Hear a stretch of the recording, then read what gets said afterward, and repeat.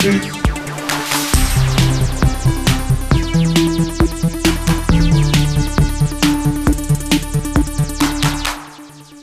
up, everyone? Welcome to GameFace, episode 336, take 2. We tried to do this show yesterday, and we got about 30 minutes into the episode, and the power went out, and we ended up losing the files altogether. So here we are for take 2 of GameFace, episode 336, and alongside me is my co-host, Matt Kyle. This has all happened before, and it will all happen again. I hope not. Hopefully the power stays on today. You did say it went out again, once it came back on. Went out again around 9:30 last night, and then came back after 3 minutes. Okay. And nothing since then. I don't know. I have not heard what the deal was when it happened. When I called the power company, and the alerts said that it was going to be till 4 p.m. Yeah. But it came back probably 40 minutes later. Yeah, and I had already driven all the way across the city, and I looked in my side mirror at the way back to your house, and it was just gridlock. And I was like, I'm not going back. I was also nervous that I'd drive all the way back, and then the same thing would happen again. So I wanted to give us a little bit of a buffer zone, overnight, to make sure that the electricity was good here. And I think it is. I think we're going to be okay. We'll see. One thing, for those of you who showed up yesterday, we are going to have to do the first half hour of the show over again because, again, when the power goes out, there's no way to save the file. So if it crashes, we can get, there's a kind of a crappy file we can use to save the show. If the power just goes out, there's nothing we can do. The files are completely borked. So we'd have to start the show over again. We'll have to do the housekeeping again. Hopefully you guys understand. Although I would probably argue that probably not going to be as many people on the stream today. This is the earliest we have ever done GameFace. Now, obviously, we've been in here in various places covering E3. I think the earliest we've done a show is 8:30 or something like that. But GameFace, we've never done it at 11 a.m. So I totally get it. People are used to showing up on Tuesday at 1 p.m. Pacific. So I'm not expecting a big crowd today on the live stream, but I can already see there's a bunch of you in there, which is awesome. So thank you guys for sticking with us to show up for the re-recording of GameFace 336. A couple housekeeping things before we get going. I want to thank everybody who asked great questions for Ask Shane Anything. Again, if you want to participate in that, you need to pledge at $7 or more per month at patreon.com/sifted. Everybody gets to watch the actual show. And when I left here last night, I went home and I just started cutting an episode of Ask Shane Anything, which is up right now. So even though the show was canceled yesterday, I drove back to my place and just went right back after it and did an episode of Ask Shane Anything, which is live for our patrons right now. Enjoy that if you can, or maybe you already have. Other housekeeping. Tomorrow, we'll start asking for questions for the next round of Pactor Factor. You can get that at usual places. If you're a regular on sifted.net, you won't be able to miss it. If you follow us on Twitter at Sifted Games, you won't be able to miss it.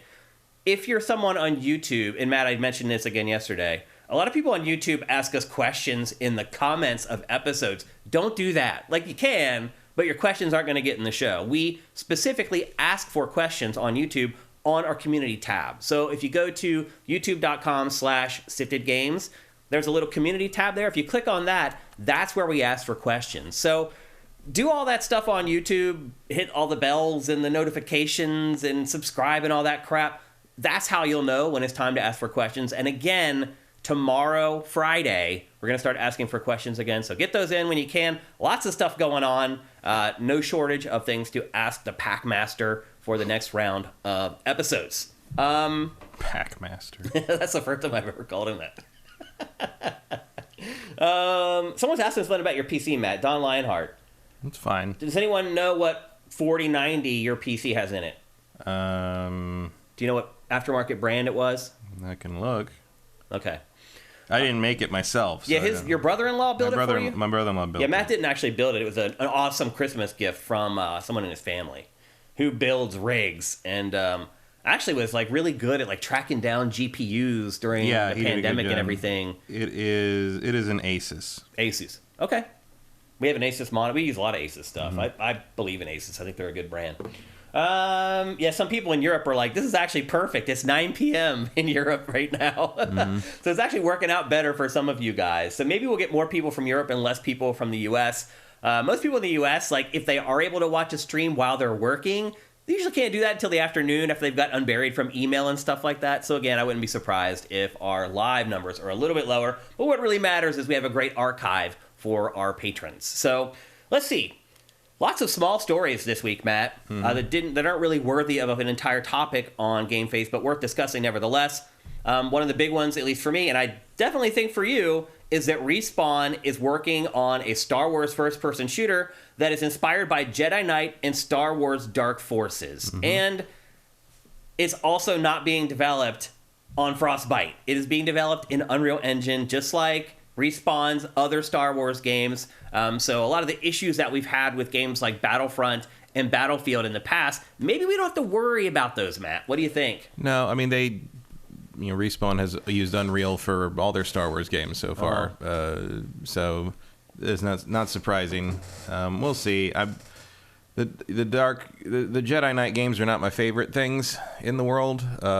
In fact, I mean, I guess the first Jedi Knight is Dark Forces 1 and Jedi Knight are pretty good. Dark Forces, for those of you who don't know, it's basically like a Doom clone. It was Star Wars Doom. Yeah. Although I believe it was the first-person shooter to let you look up. Really? I think it was the first one to let you look up and down. Really? Interesting. It still had basically auto-targeting that Doom had for anything above your level if you didn't care about it. But, like, you could actually look up and down, which I remember was crazy. I remember installing that on my friend's computer, and we were like, this thing is 50 megabytes. No game could ever be bigger than 50 megabytes. That's ridiculous. It was half his hard drive. Oh, man. That's hilarious. But... I like those, and then I know Jedi Outcast is like held up as some kind of paragon of Star Wars. I think that game sucks. It's just find the key, hunt the switch shit.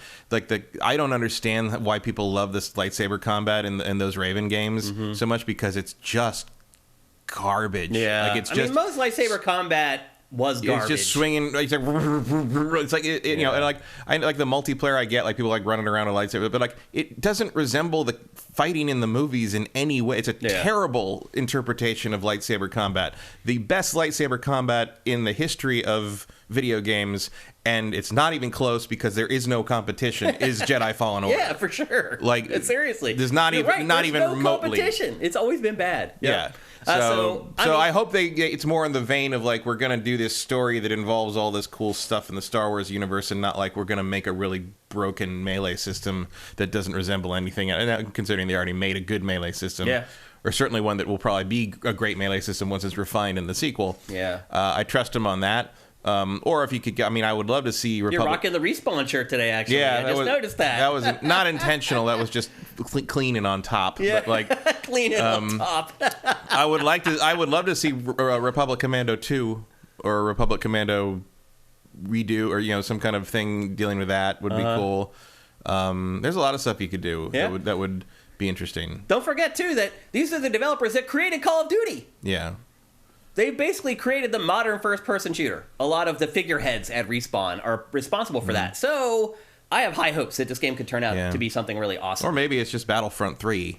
Even if that's made by Respawn. Yeah, I would definitely like to see someone take a shot at that isn't DICE, because not that I dislike the Battlefronts, but I think it's time for some new ideas. And the funny part is, the last couple Battlefronts have actually been better than Battlefield. That's true. Think about that. That's crazy. Yeah. Although, you know what, I went back to the original Battlefront 2 a while ago and played like the Galaxy campaign. Went all the way back. Yeah, but you know what I love about that game is it has that Conquer the Galaxy campaign where you like pick your planet and fight a battle, and you have to kind of defend the planet. I love that stuff. I mean, it's great. I mentioned that in what was it? Company Heroes 3, one of my things I miss is like the Warhammer games had a campaign where you take over a map. I love that Rise of Nations had that. You could take over, like, here's the world, and like you kind of play a little turn-based strategy game before you go in and play and the real-time strategy game kind of determines how well you're doing in the turn-based strategy game. I think that's a cool thing to do, and I liked what Battlefront 2 did that way. I remember that was one of the most requested features for DICE's Battlefronts, and it just never happened because they barely got the game finished, but like they were too busy bilking us out of microtransaction money, and then learning a very hard lesson. One of the early red flags of the microtransaction trend. Yeah, that was really the first eye-opener. The death knell on that. In the same way, also the game as a service thing. Yeah, like it was a bit of like a. That was the start of the decline. People were like, "Wait a minute, Like, yeah, I mean, it was when literally the head of Disney was, wait a minute, what are you doing to our IP? We are about to launch, like, another movie here. Yeah, and you're fucking it up. Peeing on our IP. Yeah. Yeah, it's bad. So anyway, that's something to look forward to, although that game's probably not coming until 2027, No, that's clearly a long way out. It's a long ways away. Yep. But luckily, we got a Respawn Star Wars game in, like, 3 weeks. Yeah. So. Yep. More housekeeping. Leslie Benzies, who was one of the 3 heads of Rockstar North, the studio that created the Grand Theft Auto games, he left uncertain. In fact, the break was not sanctimonious. There was some friction between Leslie Benzies and the Housers, who have also consequently sanctimonious would be bad. Right. Oh, right. Yeah. So, yeah, they were not on good terms. It was not a mutual. Yeah, parting of the minds. Yeah. So he has started his own studio, and his first game is a game called Everywhere. We got an initial trailer for it not that long ago, and now they've released a brand new trailer for what they're calling the first real single-player release inside Everywhere, which is a game called Mind's Eye. And we've learned a lot more about Everywhere as well in this process, and as it turns out, Everywhere is Roblox for adults. It is an open-world platform that they are going to build single-player campaigns inside of. Kind of like what they're doing with Grand Theft Auto Online right now, which, by the way, was all Leslie Benzies' thinking. He is the one who has created and shepherded GTA Online into unbound success. It has been undoubtedly one of the most financially successful ongoing games or games as a service, Grand Theft Auto Online. And that was all Leslie. However, Matt, I really think he may have missed the mark here with this game. It feels like you can smell what year this was greenlit in or invested in. Yeah. You know, like it feels like an idea that it was something you'd pitch back when people thought that Facebook Meta was going to be a thing. Mm-hmm. It's more of the metaverse idea, and like when you describe what this is, it sounds to me, I'm like, why don't you just make a game? Yeah. Well, the bad news is that the game that they're making, Mind's Eye, they had a press event for it, and the press was not very kind to it at all. Mm-hmm. They said that it felt half-baked. The controls felt rough. They said the best way to describe it is it felt like it was made for hyper-casuals, which maybe that is the right... I don't know if they're doing it the right way, but maybe that's the right angle to take for a game like this. I don't know. It feels like fishing for like a mega hit. Yeah. It feels like, we want this thing to kind of catch fire with casuals and become the next Fortnite thing. Like that seems to be the boardroom idea for a lot of these things. And like you just can't force that. Also, like it's not a new idea. Like so it'd have to be all based on execution, making it better, which doesn't always guarantee success. Mm-hmm. And from the previews, it doesn't sound like the execution is there. We only got a 15-second trailer for the campaign. And they also said that the campaign is going to be an episodic single-player game. And that again, exactly, like, what year is it? Right, again, a bad idea. It's going to be an episodic game, and each episode is going to be entirely different, like different genres even. So when you drive around the open world, there are cars, there are guns. It's very GTA Online-ish. As you saw in that 15-second trailer that we showed like 5 times straight, there's GTA stuff in there. There's a scene of the guy shooting out the car window. I mean, they're trying to convince you that this is like the new open world Grand Theft Auto, basically. Yeah.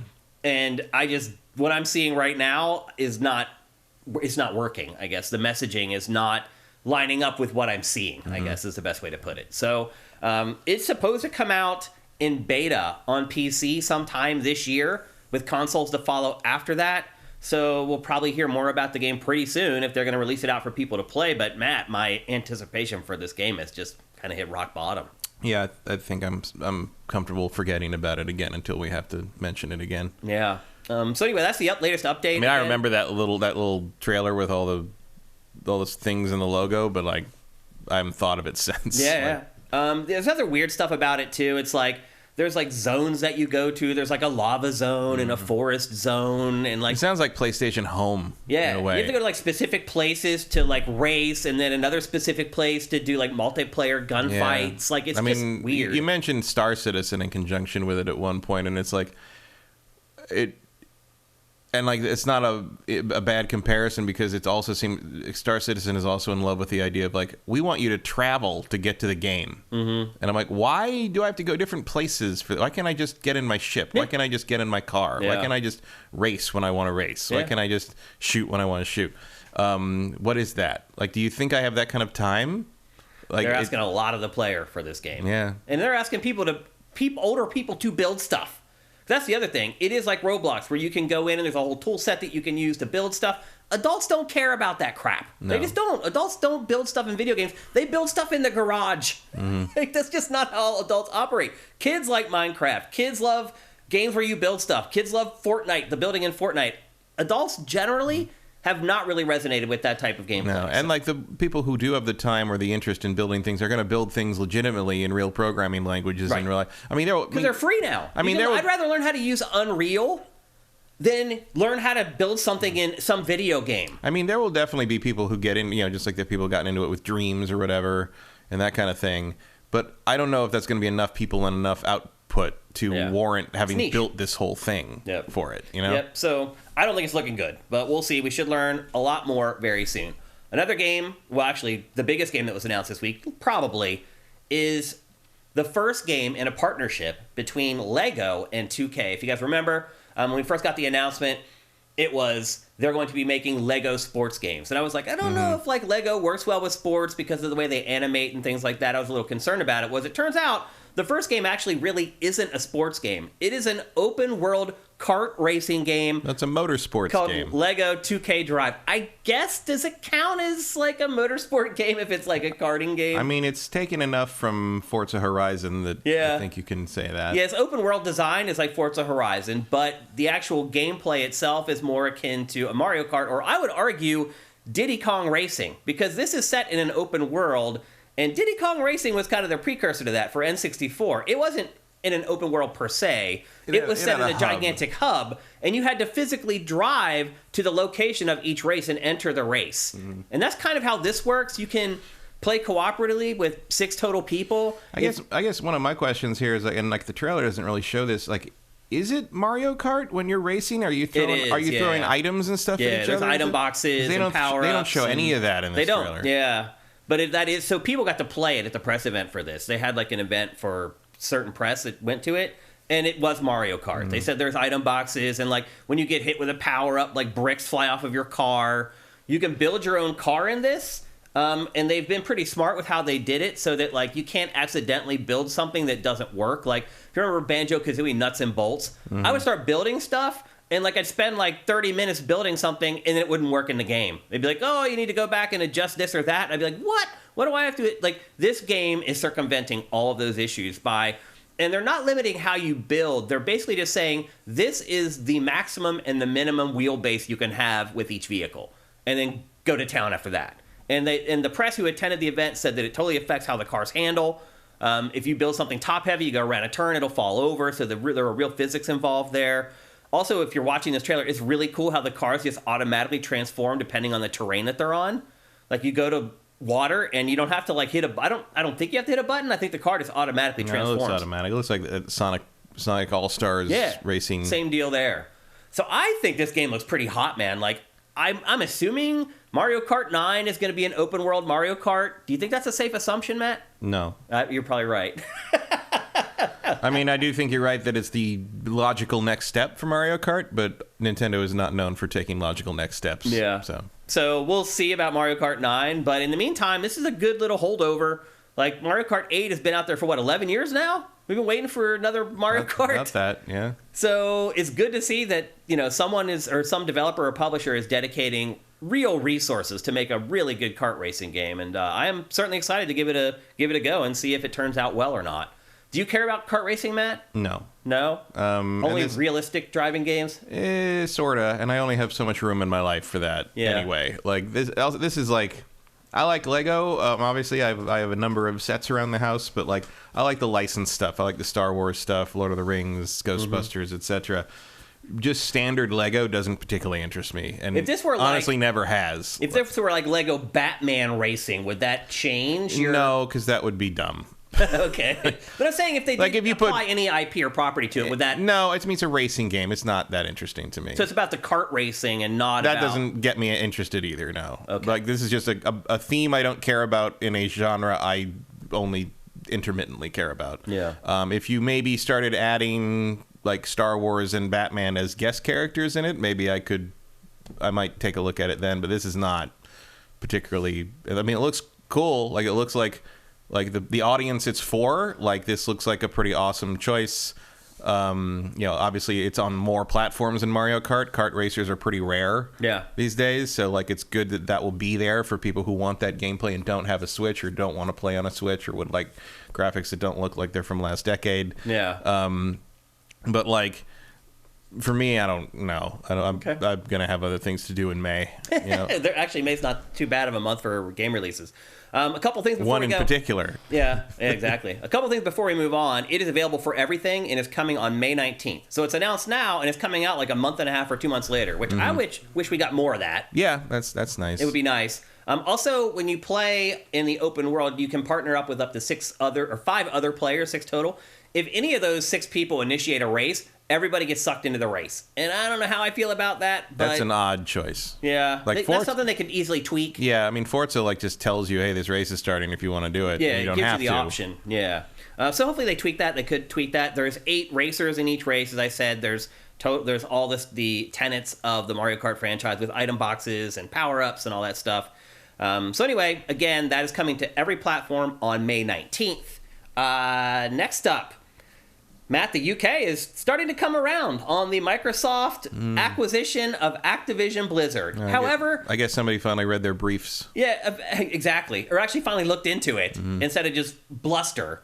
But is it too late? Because the deadline is like next month, coming up within a month for them to sign that deal. And if not, they have to renegotiate the deal all over again. Well, they wouldn't have to renegotiate everything. They just have to go through the process again. Yeah. And this time the process presumably would be faster because nobody would be trying to hold it up. Do you think the cost has gone up or gone down since? I'm pretty sure the cost stays the same. Stays the same, you think? Yeah, that's because it's already 69 or 67 billion or something. Yeah, that's something that would be in this fine print, basically. Yeah. It just will take longer. That's all. Just put it off. Do you think they're going to sign the deal now before the deadline? I kind of think they don't. I don't know. I mean, things like this move pretty slow, so typically you'd think that within a month that would be too fast. But also, you can make this stuff happen pretty fast if you want it to.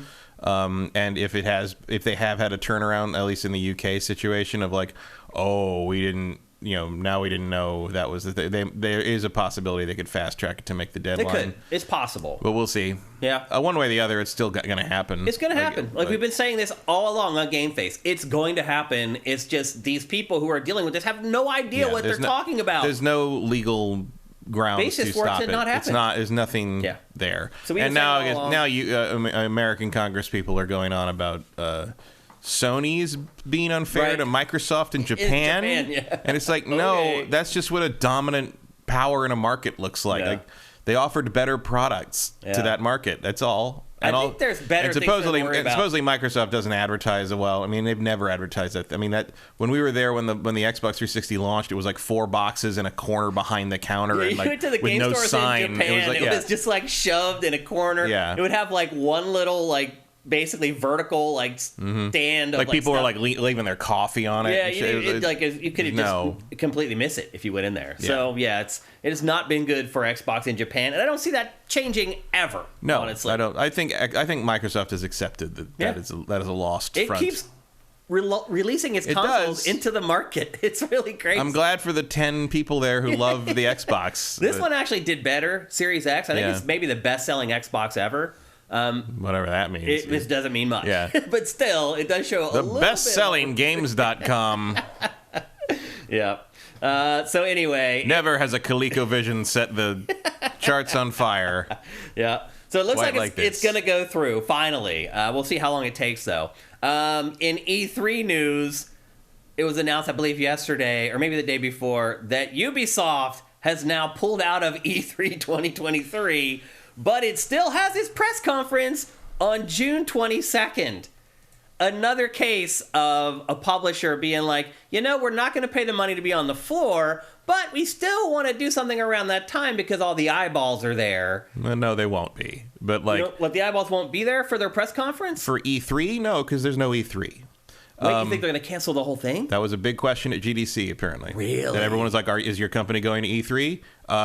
We don't know. Is that even happening? Nobody knows. So here, I'll get to the but the thing is, like, mid-year, June, is a pretty logical time to show off your projects and upcoming releases for the next 6 months. Yeah. Like, it doesn't. E3 happens when it happens for a reason, so it's not surprising they still have something to show, but it's going to be a lot cheaper to produce a video and put it online than to show up for your $8 million booth space or whatever. Well, I mean, the thing is that Ubisoft takes up a huge chunk. If Ubisoft is pulling out of this, it's over. Yep. It's over. I mean, it takes up, in the one hall, and you can see it right here, it takes up a huge chunk of the... probably Ubi's always been a huge presence. Of the one hall. Yeah, it's always been a huge presence, and bigger as time has gone on and more people have pulled out and they've expanded. And you can see their booth is no joke. They set up gigantic play areas. You always have like 4 to 6 huge play areas with like all their games playable by like 40 people at once. Like, that's stage show going on all day. That's at least a booth where you can be sure you'll get to play the thing if you wait in line. Yeah. Like they got a lot of space for all that. Yeah. And not anymore. Yeah. Yeah. So and it's not that they obviously they've got stuff falling out. It sounds like Assassin's Creed Mirage and it's delayed, right? Might be, like, rumor is. There's other people saying it's not. So there's no clarity yet. But that and there was another game that was possibly delayed to next year. Skull and Bones. Not Skull and Bones. I mean, I can't remember the other game. There were two projects that people were saying like they're probably going to slip to next year. But like, Ubisoft used to be so into 3. it. Look at this video. They created a hype video for their E3 presence back in 2017. Yeah. And in a matter of 5 years, it doesn't matter anymore. Well, I mean, I've said, how many years have I said that was it? That E3's over. They just don't know it yet. Yeah. As soon as Sony pulled out, that was the end. The beginning of the end. Yeah. Yeah. That was the Battlefront 2 microtransactions of E3. Yeah. I mean, I wouldn't be surprised now is it too late though? We're like 3-4 months away from E3. It's like, if they've paid to book the convention center, I really struggle to think they could pull out now. I mean, if the convention center gave them their old rate, it doesn't really $0. $1 apparently. But maybe there's a contingency in the contract that says, but you have to have the convention. That's possible, but like, I don't know. Yeah. I mean, I think something will occur, because it is pretty much just the PAX organization committee borrowing the name at this point. So I think something will happen. Will it be recognizable as E3? That's another question. Who knows?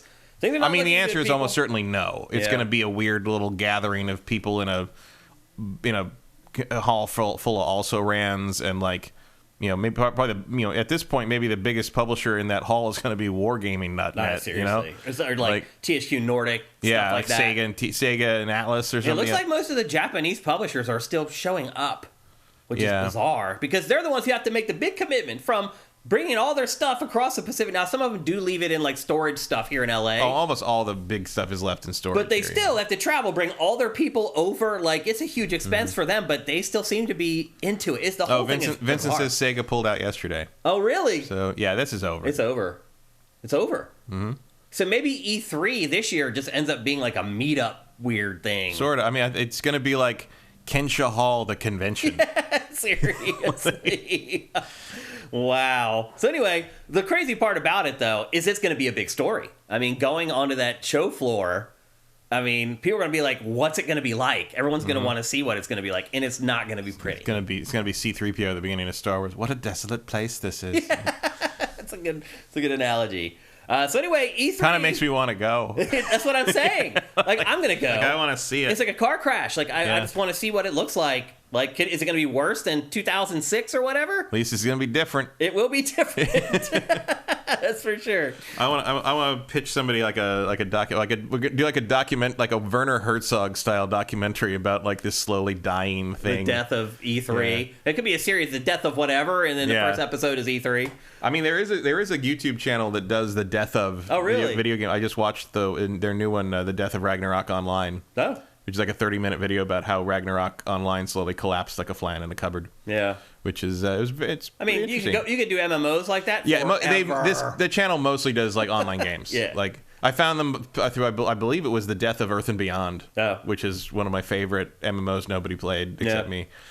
Which is probably why it shut down. Probably. BioWare. We've been talking about Dragon Age 4. It's actually called Dragon Age Dreadwolf. It feels like since Sifted launched. And, I mean, you're not wrong. Yeah, I mean, we've literally been talking about it since then. Inquisition was already 2 years old when you launched Sifted. Also, interesting thing, Dragon Age Inquisition was the test page for our game pages while we developed Sifted. So I looked at that game page for literally weeks. So anyway, the game it feels like it's been in development hell, Matt. Like, it just can't seem to get wrapped up and get in proper motion. And because of that, BioWare, former executive producer, has returned to finish Dragon Age Dreadwolf. A guy who had been retired for several years has come out of retirement to jump on the project and finish the project. Big Top Gun Maverick vibes. Yeah.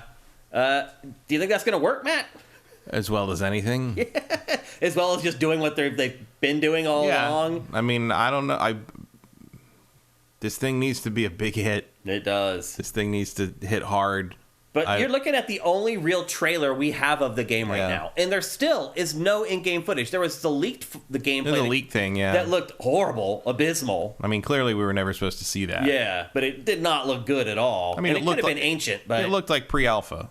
All games look terrible at some point.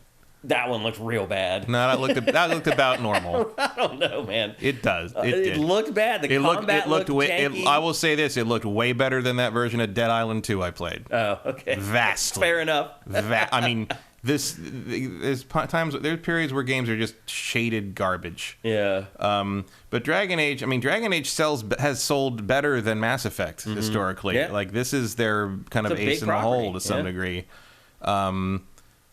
And we'll see. I mean, BioWare. Yeah. Oh, how the mighty have fallen with BioWare. It's a shame, really. But yeah, well, it shows you nothing lasts forever. No, the things that it's kind of like what I keep saying about Team Ninja. The people who made those games you love don't work there anymore. Yeah, they've moved on. Yeah, and the people who made the BioWare games we loved have moved. Both group. I mean, there's a different group that made the Baldur's Gates, and now then made Mass Effect and. I mean, we know I don't like Dragon Age very much, but like. That's all different. I mean, Dragon Age Inquisition was 10 years ago. Yeah. Like, that's forever. Yeah. In tech terms, like, and they're still struggling. Yeah. To get the game done. So things not looking great for Dragon Age Dreadwolf right now. Hopefully, this ringer that they brought in off the sidelines can get things headed in the right direction. Yeah. Got to polish up those elf butts. Yeah. And then finally, the final piece of housekeeping for this episode is that, may it rest in peace, but the 3DS and the Wii U eShops have now officially closed for good. Matt, did you make one last trip to see if there was anything that you wanted to buy before they went away? No. I mean, I did load the Wii U up a couple weeks ago because someone said that if you leave your Wii U idle for too long, it will brick. Yeah. And so, but mine's fine. I did look at the shop and everything was like extremely expensive, especially for considering it was about to close. But I looked around and I'm like, maybe I should get Twilight Princess HD digitally, but it's $60 or something, and I didn't want to. And then I thought about it, and then I forgot about it the day it closed, and then like it passed, and I saw people posting. It's like rest in peace Wii U eShop, and I'm like, oh, I forgot to do that. And I'm like, you know what? I have turned that system on like 4 times in the last half decade, and I'm pretty sure I don't need anything. Yeah. Off that store. Yeah. Like, what do you think will be the enduring remembrance of the Wii U? Nothing. Nothing? I mean, it was kind of the first Switch. Yeah, but like the Switch is the first Switch. Yeah. Like no one. I guess. The concepts in the Wii U have almost all of them have eventually made it over to not Switch. That. They've done better. Not the golf swing, putting the thing on the floor and swinging a club at it. Oh, Wii Fit balance board. Remember those days, Matt? Yeah. Our bodies were not ready. Mine definitely isn't ready right now. I need to do some work. Yeah, I don't. I mean, I think its legacy it'll be where Splatoon started. Mm-hmm. Not a lot of big IP launched on it, though. I think mostly it will be like. I think it will be the console equivalent of the Virtual Boy. It'll just be that weird thing Nintendo made, and everyone kind of scratches their head and goes, "Yeah, remember that? You thought that was a good idea? Okay." I mean, still though, watching this trailer, it still looks compelling, but ultimately in practice, it wasn't. Also, I've now noticed that this is video, like by the way, that is all fake. Of course, it is. Those tablets are fake. Look at the analog sticks on the tablets. Yeah, they're not even real. They're not real. Yeah. Anyway, that's called advertising, boys and girls. I mean, this trailer is like for a different console. Like this, none of this is a thing. Most of this stuff never happened. Yeah. No. Some of it did, and they just never got any fanfare when they did launch it, because nobody cared. Like, you could do that technically, but who wanted to? Yeah. Also that screen. I mean, all these screens and all videos and commercials are simulated. Like none of this is real. Right. But like. The gamepad doesn't have resolution like that. Yeah. Come on, it's nonsense. And I remember at the end of this trailer, nobody really even. That was the one shot where you saw the system right there, sitting under the television on the right. Like, and afterwards, like there was arguments in the control room at G4 over whether it was a new system or an add-on for the Wii. For the Wii, yeah. And I'm like, it's a new system because there's a new console sitting under the TV in that one shot. Yeah. And everyone's like, how the fuck did you see that? Because that's the only thing I was looking for. Yeah. Like, where is the noticing that it just keeps saying new controller, new controller with the new controller. It was very confusing. New controller. Yeah, it was confusing. It wasn't. Nintendo dropped the ball in unveiling the Wii U, in my opinion. I think it did. No, for sure. Nobody knew because after the press conference, if you remember, Matt, they let the press go back behind the stage, and they had a huge area set up with kiosks with the Wii U. And until we walked in there, everybody was confused about whether there was new hardware or not. And then you walked in, and there was Wii U sitting underneath every TV, and we're like, yeah, okay. And then you realize also how long it was, how deep it went back into like the... Anyway, I think the Wii U is going to be, you're right, like the Virtual Boy. 3DS, on the other hand, I think people are going to champion that for a really long time. 3DS was a great system. 3DS was an amazing system. And how many did you end up owning when it was all said and done? 3DSs? Yeah. I ended up with 3. I mean, I had the original, and then I had an I, and then I had a new 3DS, and then I have the Metroid one. Okay. Which I think was... You have like 5 of them. I have 4 or 5. Yeah, I have 3.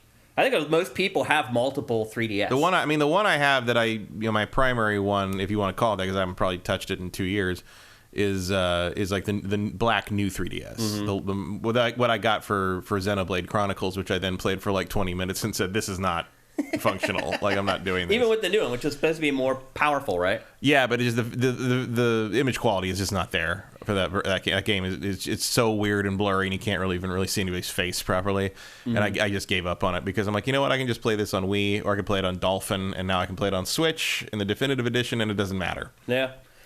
Big Smoke 82 says, Shane, I remember you pre-ordering your Wii U on Invisible Walls. Yeah, I did that. I also got Ryan Stevens a Wii U as a gift, he was like my right-hand man at Game Trailers and had done really great stuff for me, and so just as a thank you, I bought him a Wii U as well. And it was funny, like they were hard to get at first, but that didn't last long. It wasn't hard to get them after that. No, it wasn't. They were on store shelves. That's also one of the few systems that was released in my adult life that I did not buy on launch day. Yeah. I did not get a Wii U until Target did a Black Friday sale on the Splatoon Smash Brothers bundle years later. And I went to Target at 2 a.m, like night of Thanksgiving, overnight to Friday, and went into the basically abandoned West Hollywood Target, picked it up off the shelf, bought it, took it home. It was defective, put it back in the box, drove back to Target at 3 a.m, got another one, came back, went to sleep, woke up in the morning. It was fine. It was good. That one was good. But yeah, the one I got had dead pixels all over the gamepad. Like I turned the gamepad on, it was like somebody had poured pepper all over the screen. Oh, wow. Jeez. So, well, there you go. The death of the Wii U and the 3DS. I think most people will not mourn the demise of the Wii U. The 3DS, on the other hand, if you can get Xenoblade Chronicles X off that thing, I will never think about it again. Yeah. Mine is in a closet, packed up and like buried. Mine's hooked up. Like you can go down and play it right now. I'm good. But no one's gonna. Yeah, exactly. Exactly. No one's gonna do that. Yep. So anyway, that's it for housekeeping for GameFace episode 336. Now it's time for a word from our sponsor. LS Cream is a fine cream liqueur created by fellow gamer and sifter Stevens Charles. It's inspired by an ancestral recipe from Haiti called Cray Mass, and a double gold winner for its original taste at the New York Wine and Spirit International Competition. LS Cream can be enjoyed on the rocks or as a mixer for drinks with its rich blend of fresh cream and neutral grain spirits with notes of coconut, vanilla, cinnamon, and nutmeg. It's great in coffee or to make espresso martinis. To learn more, discover amazing drink recipes, or to track down your own bottle using a handy store locator, head to creamls.com. That's creamls.com.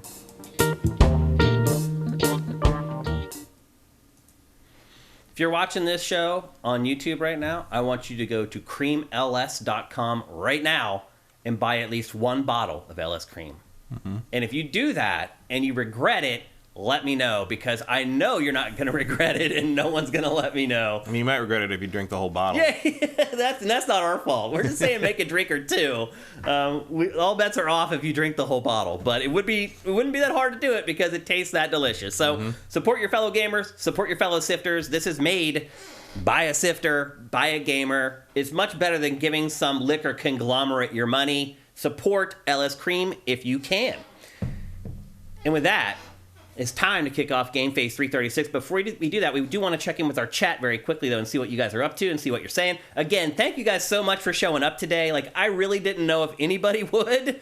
So to see lots of discussion going on here, it is encouraging, and I'm very happy to see it. Always go at Sifted Games if you want us to see something. It makes it easier. Get Up Kid 1284, thank you for Twitch Prime.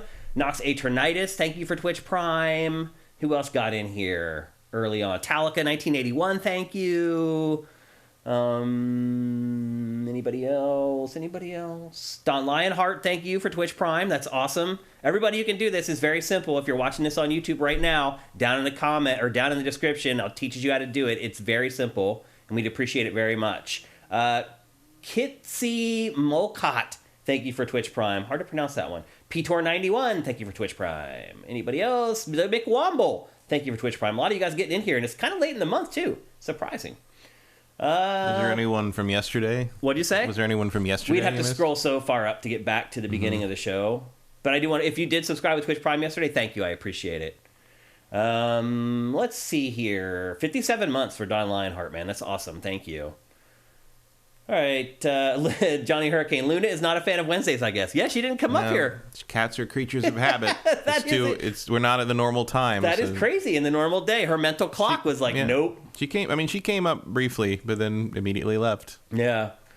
El Guapo 3385. Have you had a chance to see John Wick 4 yet? It's freaking fantastic. I've not, but I am not surprised by that at all. I love the first three. So. Yeah, I have not. I'll get to it. I mean, those movies are all kind of the same movie, so it's like, oh, I'm gonna see cool stunts, and that's about it. Like it's not. I mean, the gun choreography is pretty. Oh, sure, yeah. Absolutely, but like it's just there's no mental meat in those movies really. So I just haven't been in a hurry to see it. But it is a movie that you should see on the big screen for sure. I didn't actually see 3 in the theater. I like the first 2 a lot though. God of Gamblers 33 asks, I don't know how E3 works. Can E3 show game demos for gamers to keep the event relevant? Yeah. I mean, that's what you're going to get, really. Well, they can't really because they don't own the demos. Like, E3 doesn't do that, you know? Like the ESA is probably not going to be able to just bring early builds of public... Like, that. Where would they get them, you know? Yeah. Like, there will be demos... They have to obviously work with the publishers. The publishers have to produce the demos. But to your point earlier... This time of year, Matt, they're used to this. They're used to having demos ready to go around this time of year. Well, right, but a bunch of them are probably thinking, hey, we don't need to waste our energy and time on that anymore. Possible. And we can focus on doing some kind of presentation, but we do not have to make anything that we feel comfortable letting journalists or even random members of the industry get their hands on. And now you have to worry about whether people from the random public can get their hands on things and whether to decide to make it an open demo for that or a closed demo for behind closed door.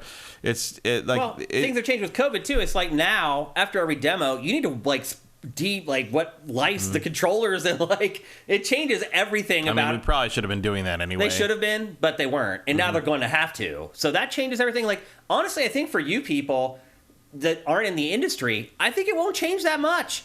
I think you're still going to get a bunch of premieres and debuts and new trailers for new games and all the stuff that you're used to because you have never been a part of the physical event of E3. So if you care about E3 because you're getting game debuts and new trailers for games that are already released and first gameplay of games that you're really excited for, I think for the most part, E3 is going to be pretty much the same this year.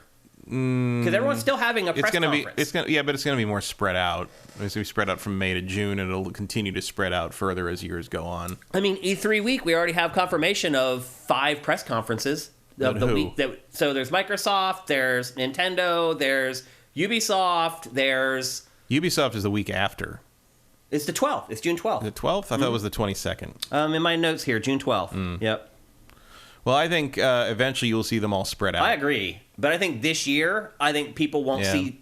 Outsiders won't see much of a change. I think you'll still get a lot of the big premieres and stuff. And either Jeff is driving it or the ESA is driving it. You don't care, and you shouldn't care. As long as you get the stuff that you want to see. I imagine Jeff will expand his show next year if this continues to be a downtrend. That's definitely happening. Also, I will note that the lights are flickering a little bit. No way. I just saw them dim a couple times. So no way. Buckle up, people. If it goes out, that's that. No. It doesn't necessarily mean anything, but I noticed that. I didn't notice that at all. Oh, no. I'm very sensitive to that. Oh, jeez. Erebus Jones, thank you for Twitch Prime, by the way. One last question before we get going on with the show from ETH Demon. What do you think of Steam Next Fest in that regard? Seems to have gotten a lot of dev uptake for that. I mean, it did have a lot of demos were produced for that. But also, I would argue that a lot of those demos would have existed regardless. Steam Next Fest is useful because it is gathering all those things in a prominent place and showing them to you. There's certainly a bunch of stuff that I would not have known existed at the time, and except that Next Fest showed it to me. But I do think most of those things would have demos anyway. I just never would have known they existed without them. So I think Next Fest is a really good visibility thing. I don't think it's taking over E3 or anything like that. It's not really the same thing. Yeah. Lots of indies there. But it's just a more efficient use of a method of getting your game to people that a lot of people use, but it's very hard to break through the noise. And Steam apparently seems to have decided this is the way to break through the noise, and for a bunch of those games, it worked for me. So I think they should continue doing that, for sure. Well, I'm just going to pray to the electricity And I didn't have to wait in line for anything. Please, electricity gods, do not turn off the power. There are no gods, only men. And they all run LA Department of Power and Water, and they don't care what you think. They really don't, yeah. So anyway, we'll see how it goes, because I don't have to do the open of the show a third time. 2 is plenty.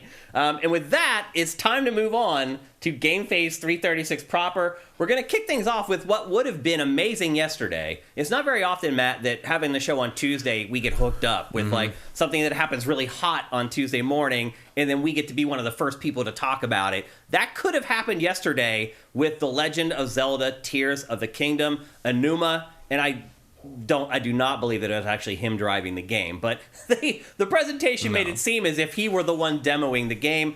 He showed off 10 minutes of Zelda, and it was really like all cut together. Yeah. Like they just went to different parts. It was basically a trailer. It was exactly the thing people complain about Ubisoft doing, where people are pretending like they're reacting to things in a preset game, except no one complains because it's Nintendo. Yep. But the bottom line is that we got the first real congruent chunks of gameplay from Tears of the Kingdom. We had seen in-engine footage cut together in trailers. We had never seen the actual game being played for more than a second at a time before it was cut into a trailer.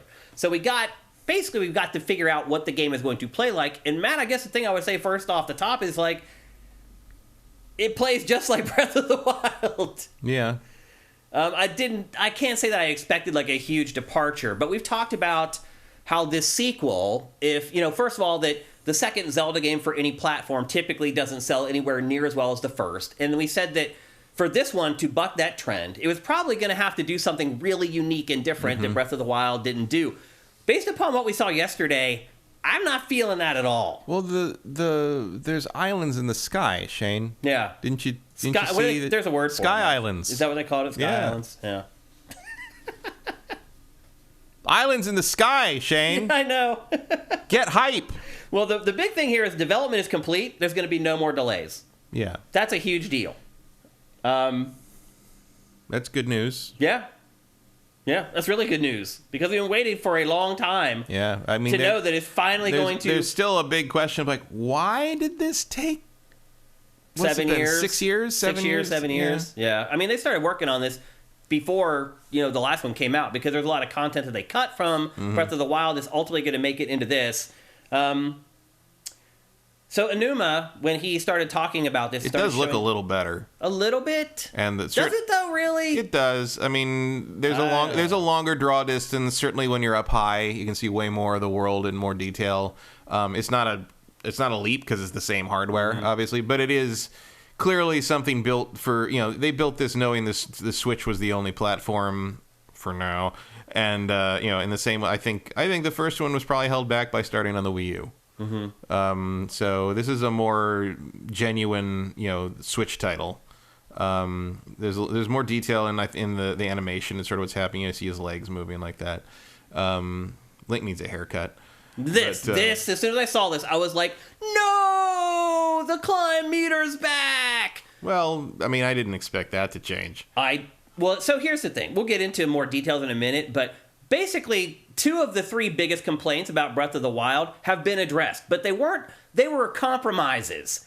So first of all, they are called Sky Islands. That's what they're officially calling them. As you can see here, one of the first abilities that they show is the ability to rewind time, which is how you get up to the sky. That block comes down, you choose the rewind ability, and then it rewinds and takes you back up to the sky. Now, how they compromise the climbing meter, which again, I hate. The way they've compromised it, they've given you this other new ability where you can, if there's a ceiling above you, you can teleport upwards through the ceiling. And even if that ceiling above it is 50 feet of rock, you can teleport all the way through that rock and end up on the top. To, I would assume, eliminate a lot of the climbing in the game. So why not just remove the climbing meter? I don't know. And there's another thing too that people complain about. It's an extremely strange ability. It is. That's all the real reason it almost feels like a debug thing. The only reason it exists, and it probably wasn't a debug, Matt. And they're like, well, wait a minute, that's an easy workaround for the climbing thing that everyone's complained about with the game. That really bothered me. It doesn't. I mean, I'm sure there's a reason it's in there in terms of thematic, but it felt. That feels like a game patch, not an in-universe ability. Yeah. Yep. So the rewind ability... It's such a strange thing to want to be able to do. Yeah. So the rewind ability is officially called Recall, just so you know. Although when he activates it says rewind on the button prompt. Right, yeah. So I wasn't sure about that. So there's actually lots of ways to get to the sky. Once you get up there, you can use your paraglider to glide from one sky island to another. So once you get up there, it seems like traversal works pretty well. Also, they mentioned yellow trees. They only grow in the sky. I wasn't sure what the significance of that was. I'm sure. Yeah, we're going to find out. We'll get around to it. Yeah, there's something to do with the yellow trees up there, but they weren't willing to divulge much more than that. There are new enemies, as you just saw. They're called constructs. They're almost like robots, basically. They look like kind of spin-offs of the giant spidery laser shooting things from the first one. Yep. And weapons still have durability, and they break. But again, another compromise that they found is this weird thing where you can just stick weapons together. Here you have a stick with a boulder on the end of it. Which is so odd. On one hand, kind of jerry-rigging your own weapons is kind of an interesting idea. On the other, they demo this by having him hit the thing with a stick and be like, oh no, the stick broke. Okay, well, we'll put a giant boulder on the stick. Yeah. We'll put a 300-pound boulder on the stick. Why would the stick not break faster if you've put a boulder on it? It's very weird. It's so dumb. It's just dumb. So weapons still have a durability meter, and they still break. And if a weapon is about to break, you can meld it to another object using what's called the fuse ability. You can create clubs. You can create other weapons. It increases the weapon durability. So it's kind of like a compromise. I didn't understand this part. We're like, what happens if you put a leaf on it and then they don't do anything with it? Yeah, what does happen, dude? What does happen with it? You fan people away.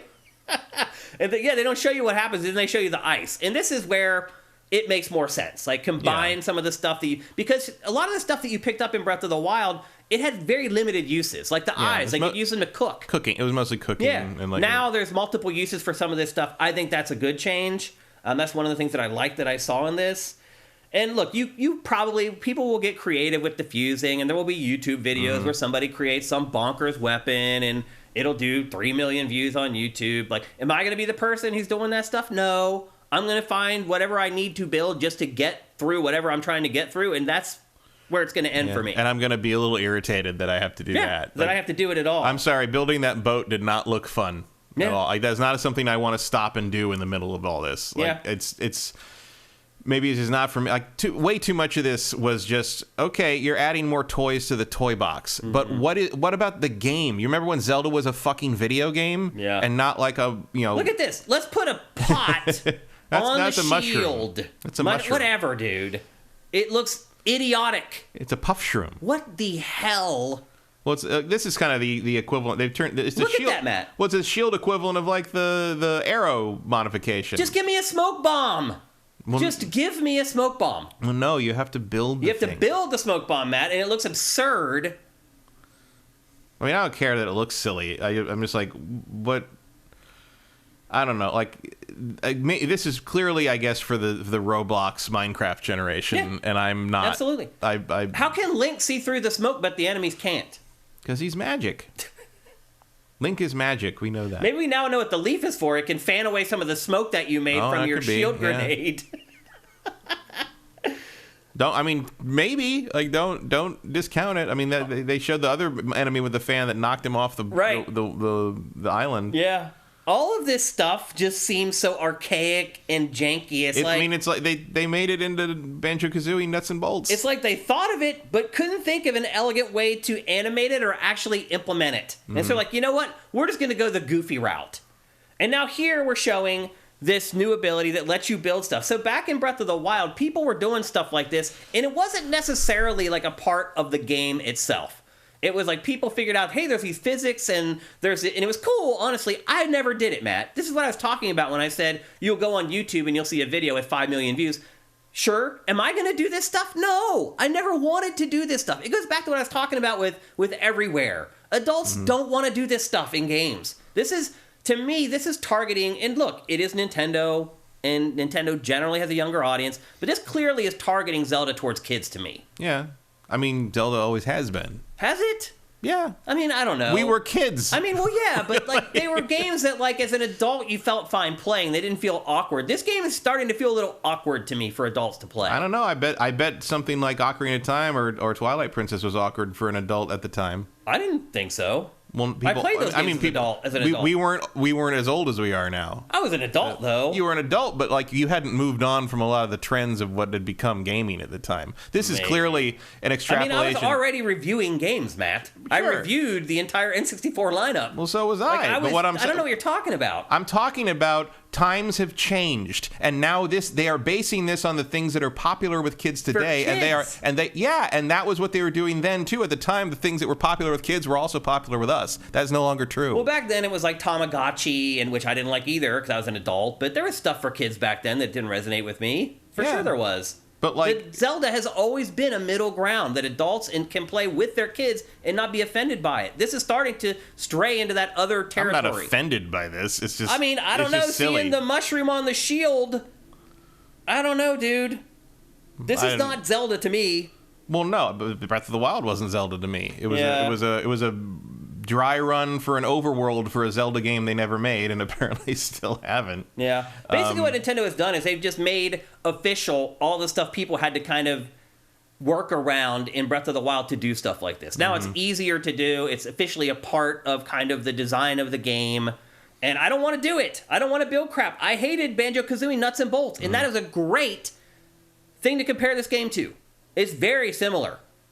And we mentioned that earlier, too, about how you'd build something and then it wouldn't work, and you have to go back and, like, adjust stuff. Or that, like, I mean, one of the big problems with Banjo-Kazooie was, like,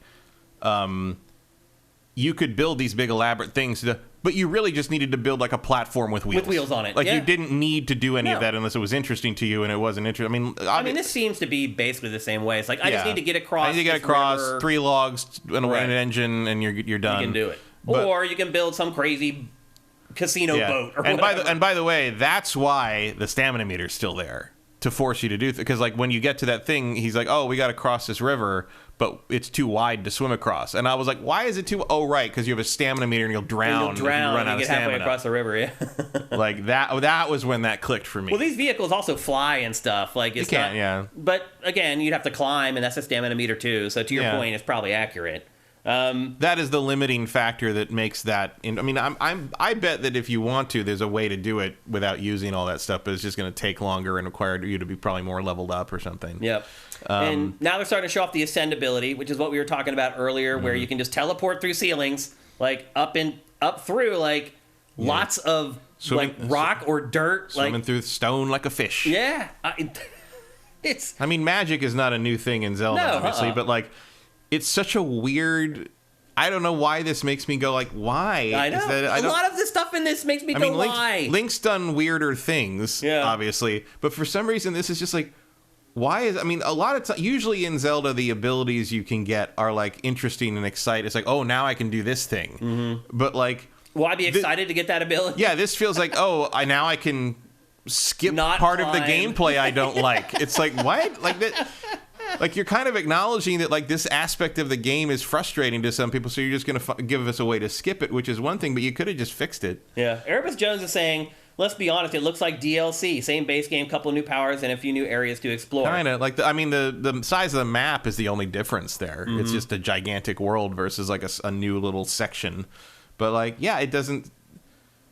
I don't look at this and say, like, oh, that's where 7 years went. What I've seen so far, and look, there's a lot more to show of this game, but what I've seen so far, it feels like it should have been called Breath of the Wild 2.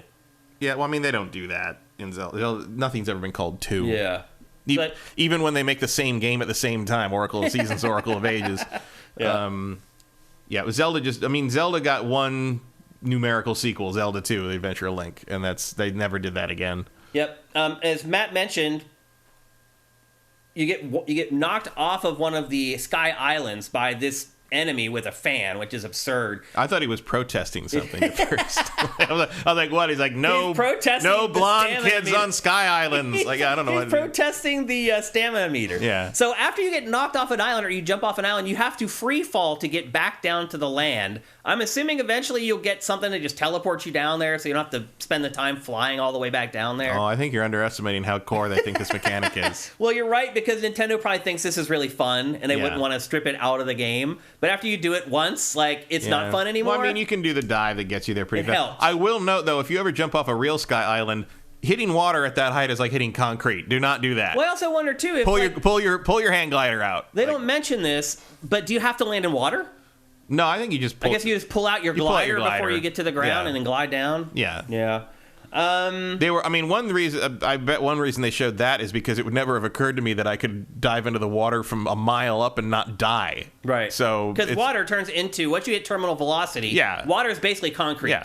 Yeah. It doesn't like that matter will kill you. It'll kill you too. It'll break your legs. And Similarly, if you're underwater, you generally cannot be hit by bullets because bullets are going so fast they hit water and shatter like it's concrete. Like water is actually good cover for that. Yeah. Yeah. To your point, it really feels like Nintendo was like, hey, Roblox and Minecraft. Yeah, they're absolutely chasing those trends. Yeah. Which is not what Nintendo usually does. It sets the trends. It is. And others chase. It is a little out of character. And it's just such a weird franchise to do that I know. with. Like, Zelda has a formula. Yeah. Zelda has a formula that has worked for most of our lifetime. And this ain't it. I do wonder, too, if the Sky Islands are going to replace the shrines in the game. I don't know. We haven't seen any puzzle solving. No puzzle solving? They didn't say anything about dungeons still, which is what everybody wants to know more than anything, if there's going to be real dungeons in this game. Yeah, this looks like even less that there might be real dungeons. Right. Like, I don't see how those... I mean, how is that ceiling ability going to work in a dungeon? How? You can just leave at any time? Or are they going to just cut it off from you? Maybe. I mean, he said there were limitations to it, so I can see if you go in a dungeon like that, those abilities don't work anymore. Yeah.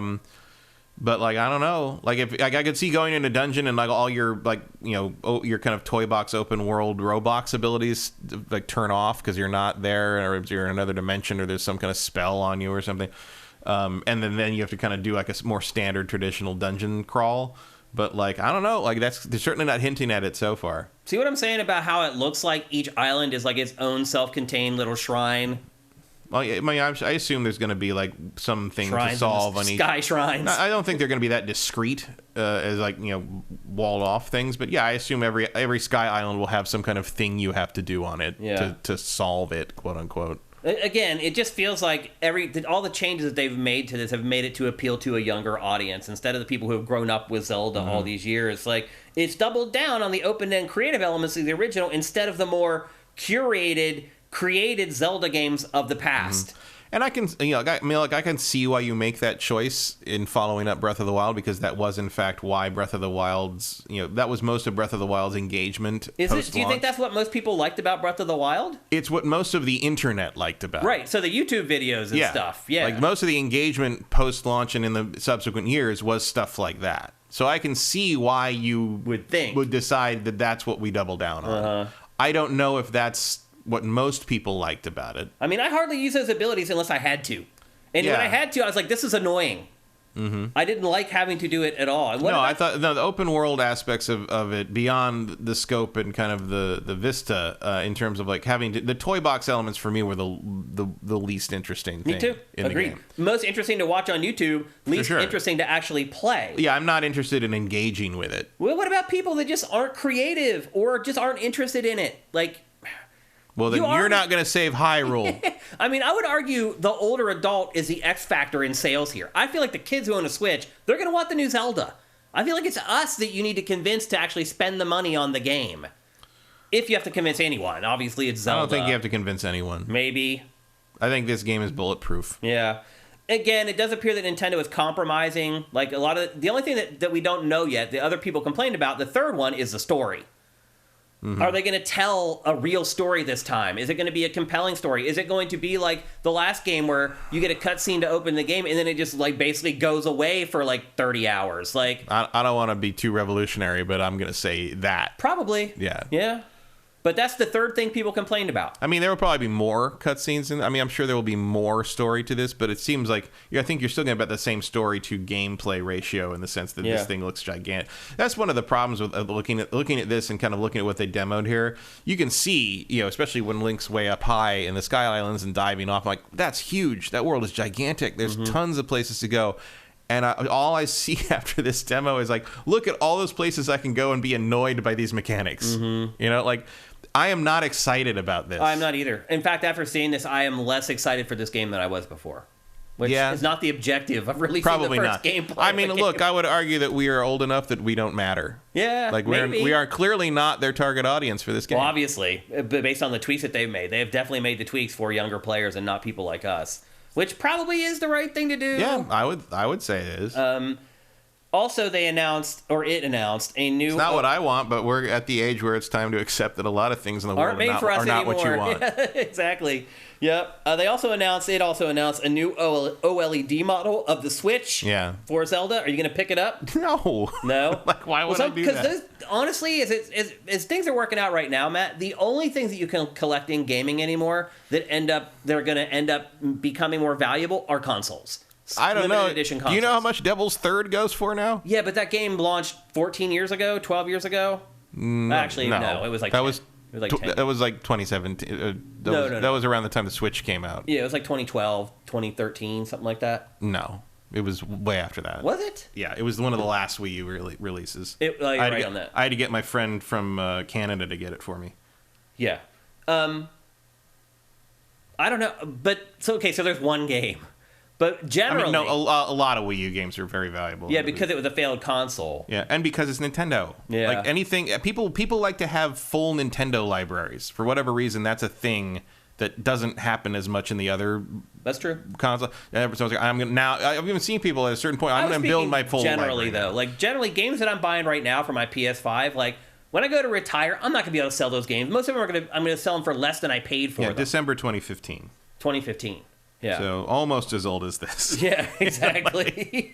So, to me, like, the things that you can buy now that actually increase in value significantly still are limited edition consoles. Well, certainly in terms of like quicker appreciation, yeah, it's like all the limited edition Nintendo systems are sure bets. That Metroid DS all of is them. obscenely expensive now. I'm thinking about buying this OLED model. I don't need it. I already have an OLED, a gray one, but I wouldn't even open it. I just buy it, get it, put it in my closet, and forget about it for 20 years. Well, the other thing you should do is if you can find a decent price Wii U, those game pads are going to be worth a lot of money. Worth gold. Yeah. Like, because they're going to stop working. Yeah. And they're going to be things you have to replace, and they don't sell replacements anymore. Yep. And you can't use that system without it. No. Like, those dead. are, like, if you're looking for, like, burgeoning retro game hardware to invest in, get a stack of functioning game pads and get ready to sell to collectors in like 10 years. Yeah,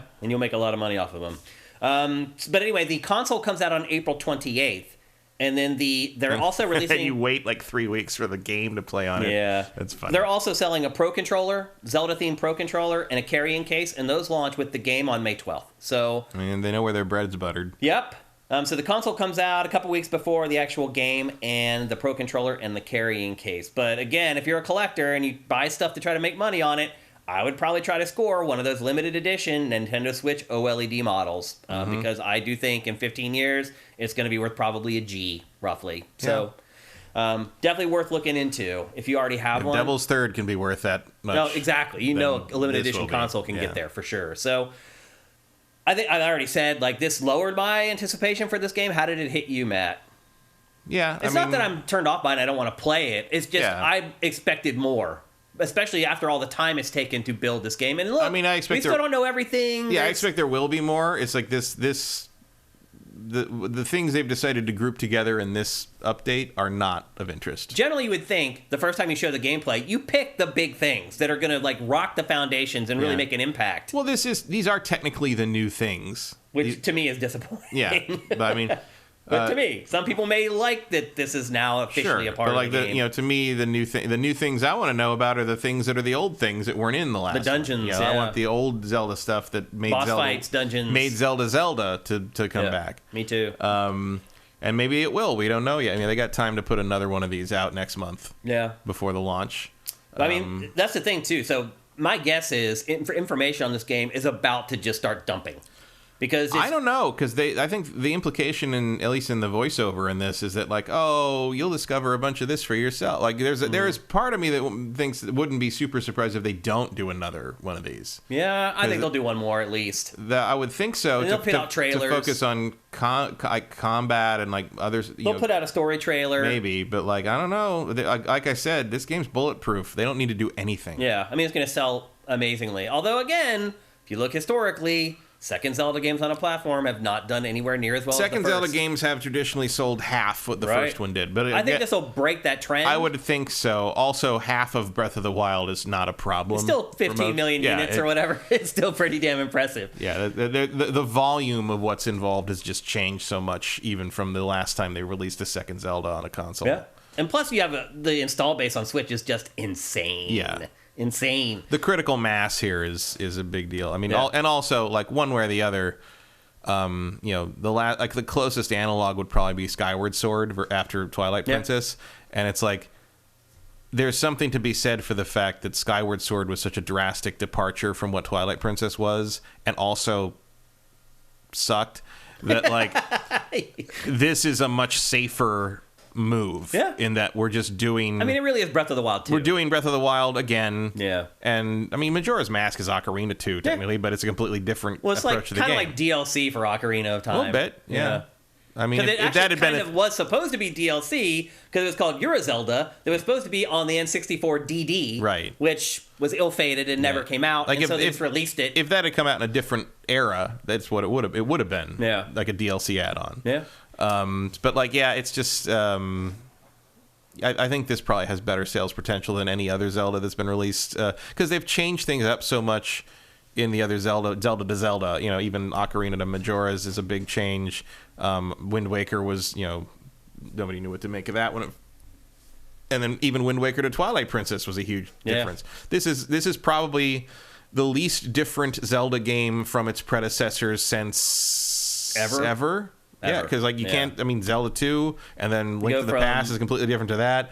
I mean, Wind Waker. I mean, I guess sort of Link's Adventure to Link to the Past. Is the closest I could get to that. And you have to go to 2D for that. So. Yeah, you got to go back to my high school days for that. Yeah, it's crazy. So. Well, anyway, that's the latest on The Legend of Zelda Tears of the Kingdom. Again, it's coming out on May 12th. The console's coming out on April 28th. And then there's a new Pro Controller and a carrying case to go along with it. So I do think we'll start seeing a lot more about this game here in the coming weeks because, again, it's basically launches in like a month and a half. Let's be honest. It's literally like 6 weeks away from release, which is pretty awesome to think about. So, again, like, don't get me wrong. I'm a little disappointed in what we saw here. I'm still excited to play it, and I'm going to play it. And I'm sure I'll spend 50 or 60 hours on it, and we'll come back and we'll powwow together and see what everybody thinks about it. But for now, let's see what you guys think about this first gameplay. Cinetyke, how do you feel the public in general will respond? Is it another 9 or a 10 out of 10? Well, the public doesn't review games usually. Yeah, I mean, there's user ratings. I can't see it getting less than a 9 in the Metacritic, if only to avoid the death threats. Right. That's a thing, unfortunately. Congrim1 says, some physical games, collector's editions increase quite a lot, too. That's true. Some of them do.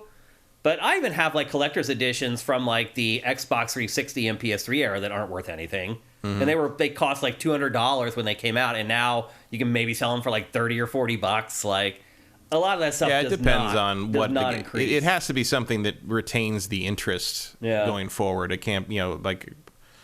Or like a really niche thing that the fandom will pay. It's someone who's collecting those things will pay. Like Shin Megami Tensei stuff that was limited run tends to be valuable. Atlas stuff. Because you've got dedicated fans of those. And they only pressed like a million or whatever. Whereas like if there was a limited edition of like Red Faction Gorilla, probably nobody gives a shit. Any money.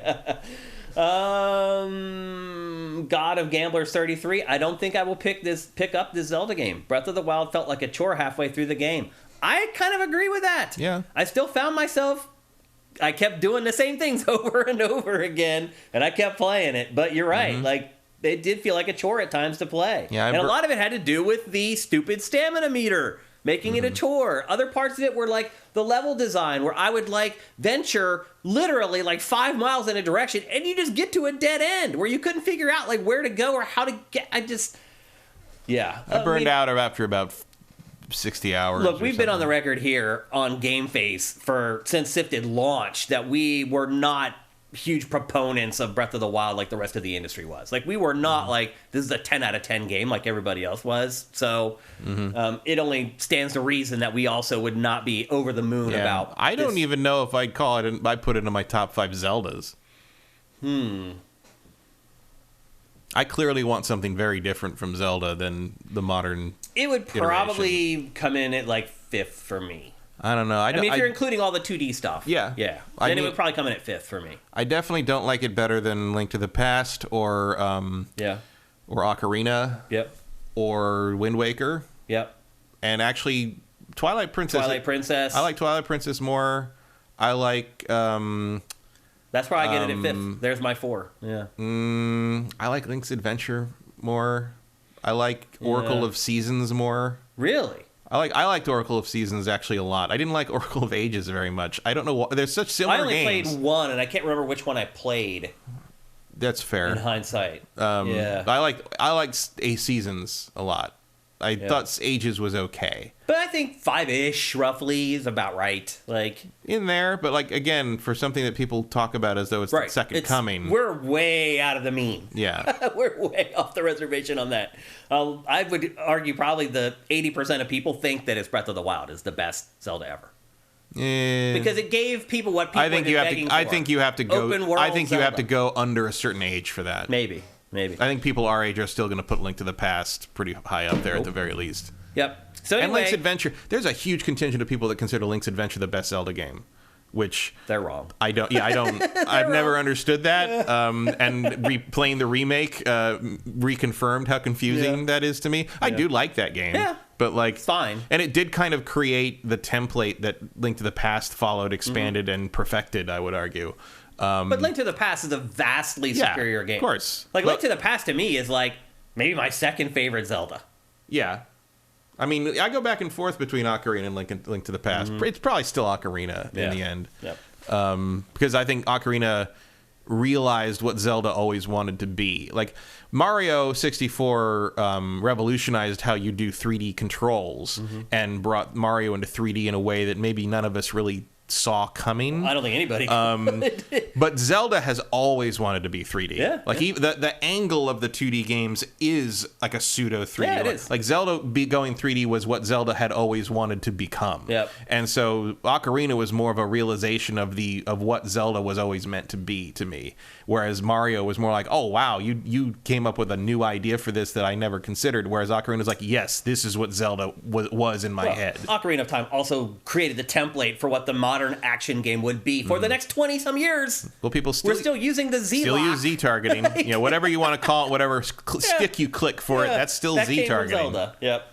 So anyway, there you go. That's all we know right now on The Legend of Zelda: Tears of the Kingdom. Next up, something that I have been More like Tears of the Fandom. The fandom, I think, is probably happy about this. People like us. Depends. I mean, older people who like the traditional Zelda are also a fandom. But the fandom that just worships everything Nintendo puts out for 6 months, so you're not allowed to criticize it until the bloom wears off the rose. Yeah. That fandom will be fine. Yep. Okay, let's move on. It's time to talk about something that I am really excited to talk about, and I've been excited to talk about it since I finished the game, Resident Evil 4 Remake. The game came out on Friday. I finished the game on Monday morning. I literally could not stop playing it, Matt. From the moment I got it, and I did get it, I got it like on Wednesday night, so I had a couple days like head start on you guys, and so I finished it on Monday morning. Like, you could probably finish the game in 3 strong days of playing. Like, if you get up and you play like all day and then stop at like 10 at night or whatever, if you do that 3 days, you're going to finish it. It is about 18 to 20 hours long, roughly. I mean, if you know what you're doing, it's much faster. Oh, I mean, there are speedruns out there that, well, the thing is, most of the speedruns are allowing people to use, like, the Game Plus, where you have, like, overpowered weapons, and you have a rocket launcher to start the game. Like, I haven't seen somebody speedrun it, just the base game. Oh, I guarantee you that's the main speedrun for this. All the ones I'm seeing are, like, Game Plus. New Game Plus speedruns are not generally the... Yeah, I know, as far as records are concerned. Yeah. I haven't seen a speedrun of the base game yet to see what people are doing it, how fast they're getting through it. But probably no one has, like, perfected whatever that is to the point that they want to show it publicly yet. But they will. And you're right. Oh, yeah. Eventually, they'll cut that down to, like, a couple hours or maybe less. Like, they'll figure out glitches to, like, get through stuff. So, I have finished the game. How far have you made it in? Oh, chapter 7 or 8 at this point. Like... I've been with Ashley for a while now. Yeah. Just enough. Which is, if you have been with Ashley for a while, you're qualified to deliver your opinion. You've seen everything. Yeah. Because after that, it's just permutations and combinations after that. I want to structure our discussion in a way that I make sure that I touch on everything in the game. Let's talk about the story first.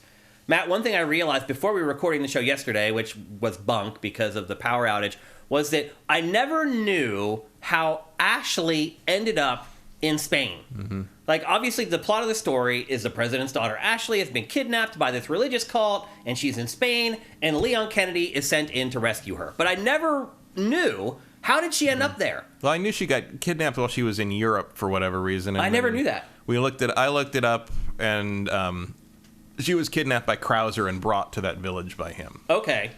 So now we actually know how Ashley ended up there. I don't remember if they say that in the game or if that's like a letter you can find or something. You know, I don't remember where that comes from.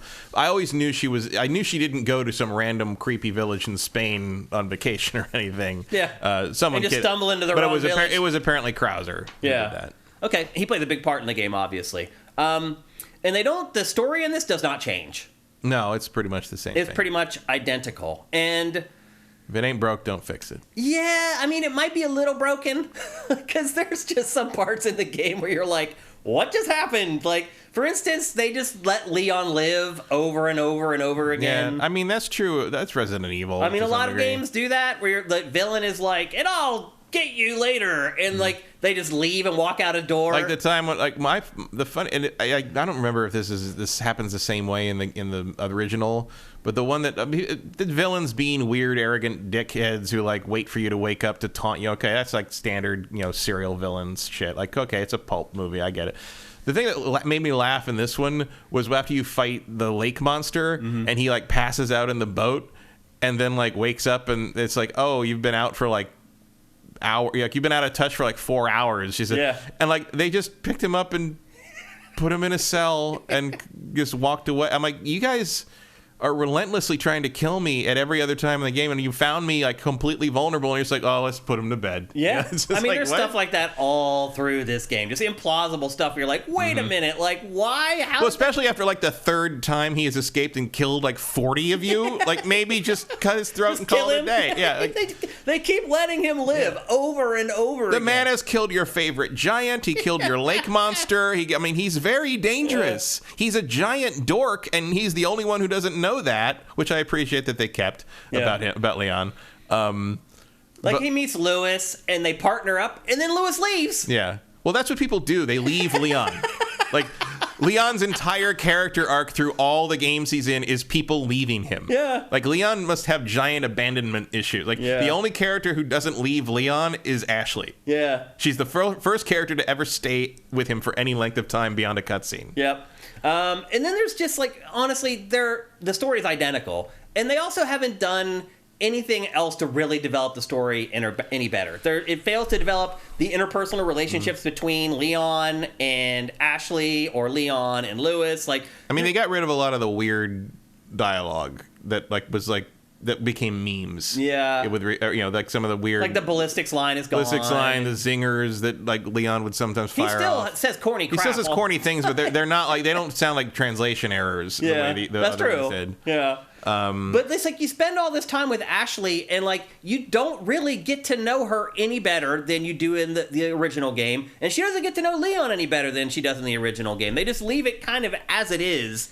There was just a lot of opportunity to make the story in this more meaningful than they did, and they didn't do it. Now, the truth of the matter is this game is driven by the game itself because it just keeps throwing you into one compelling scenario after another. So it's very easy to just forget, like, some of the dumb crap that happens and just keep trudging forward because right around the corner, there's going to be something absolutely awesome to do.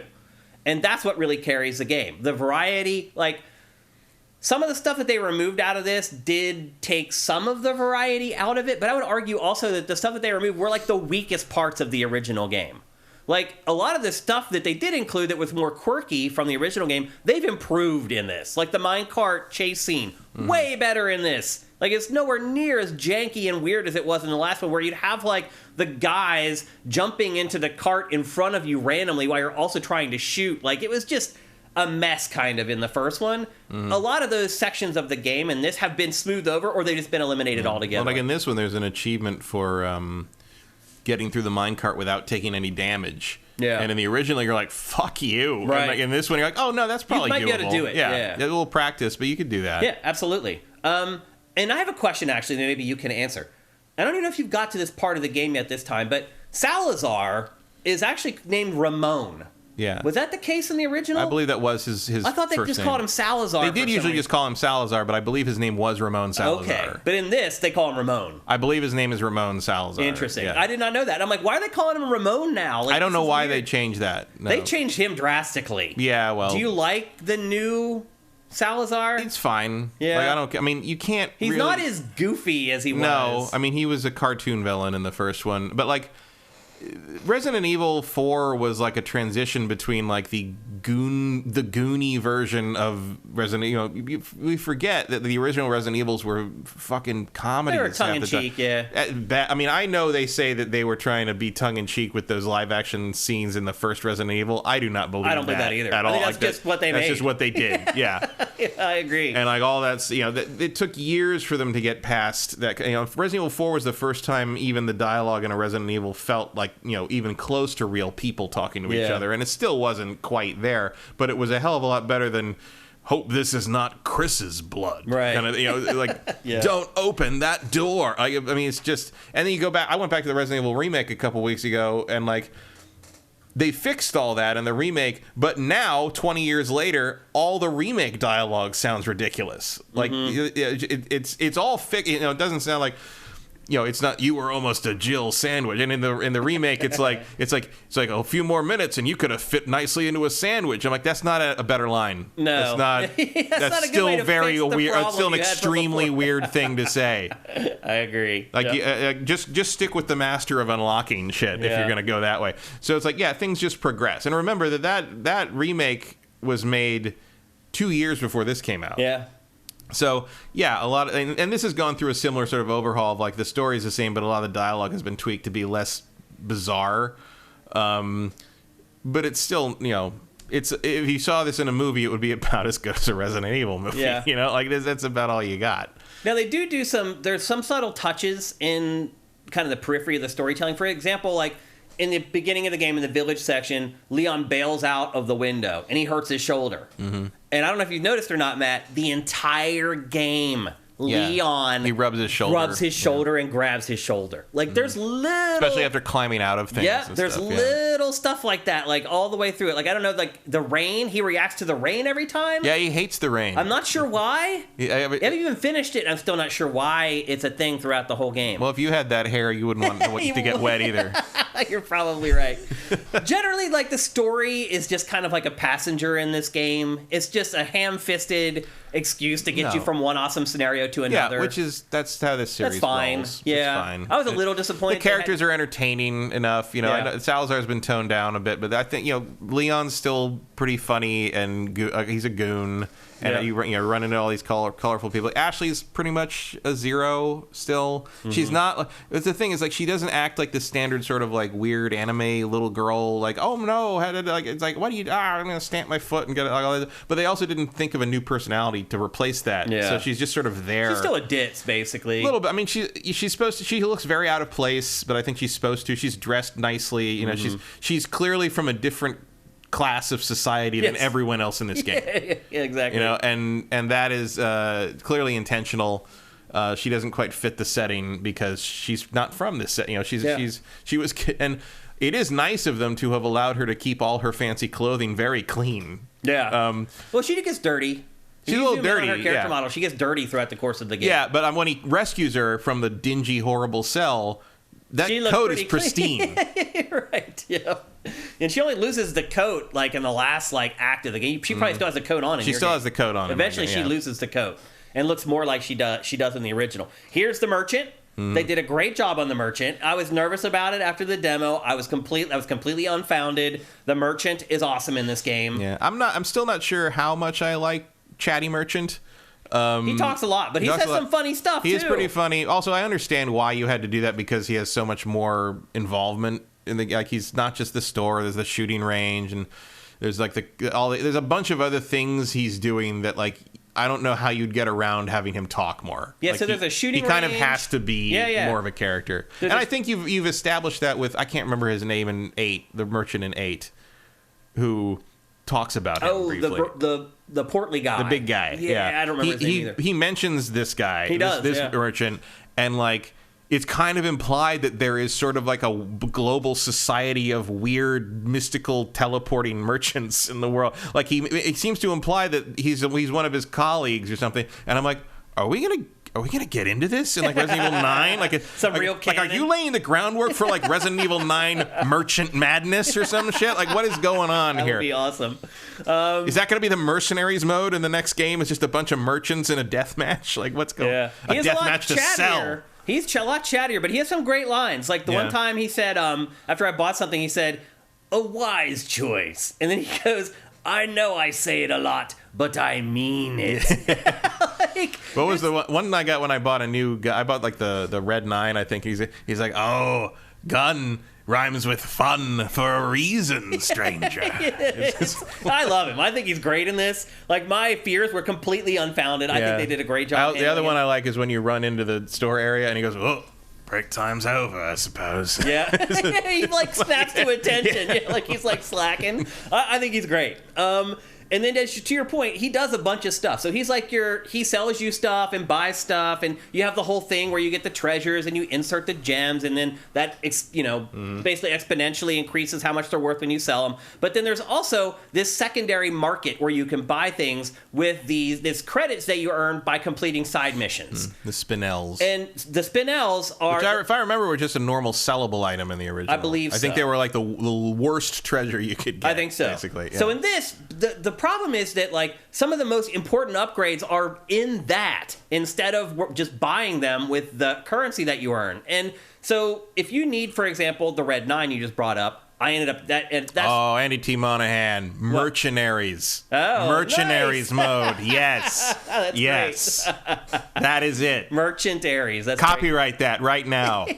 So I ended up choosing the Red 9 as my pistol that I wanted to use. Red 9 was my choice back in the old one too, but it's badass. It is, and it's very strong. But I have actually, I can't remember the name of the one I've stuck with. It's like the 19-shot one that was in my inventory from I think the pre-order or something, because it can use the red dot sight. Right. It can use the laser sight. The laser sight used to be able to attach to pretty much anything. Yeah. In the game. And in this, I think you can only attach it to 2 or 3 guns. Yep. And I love the laser sight, and so I've stuck with that other one, which is done fine, but I do miss the Red 9. I believe very strongly they will re-add red sight in a patch maybe to everything, because that is one of the biggest complaints I've seen from people. So the Red 9 if that's one of your biggest complaints, game's pretty good. It's pretty good, yeah. So the Red 9, I actually chose it, and it's the thing is, it's very powerful.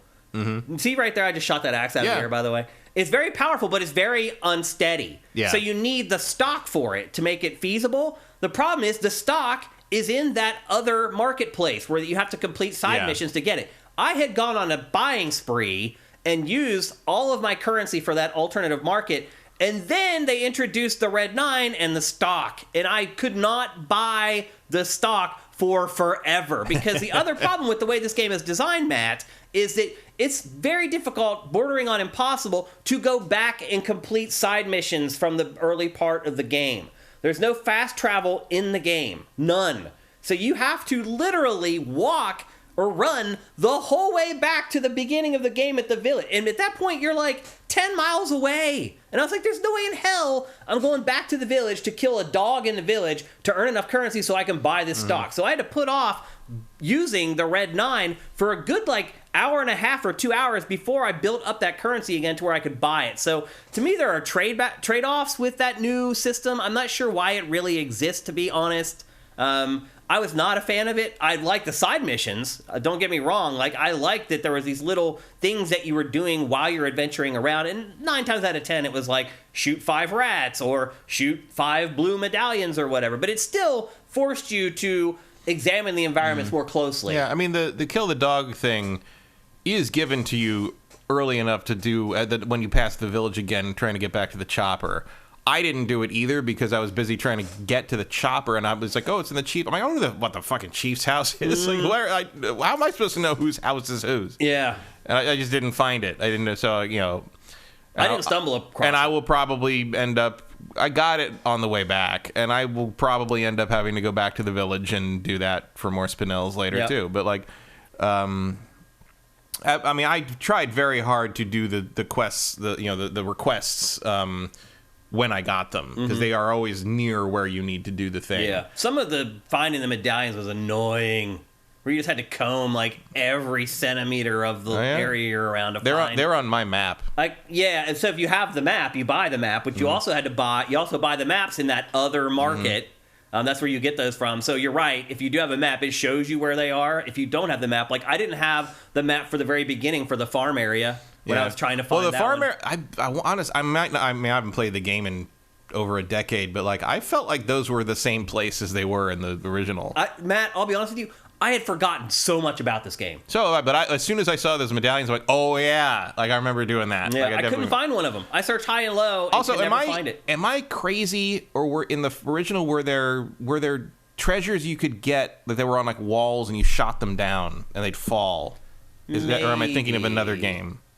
Maybe. I feel like I think you're thinking of shooting a bird and the egg falling. Maybe. I swear there were a little shiny thing, and you could see a little glint. A glint on it. I remember that too. There's something in my mind that is saying yes, that's accurate, but I can't place it for sure. But anyway, the little side missions I thought are cool. They give you a little something else to do when you're going through the main game. So I thought that they were a pretty cool addition. And then getting rewards for it are nice. I just didn't like how the rewards were tied into this other marketplace.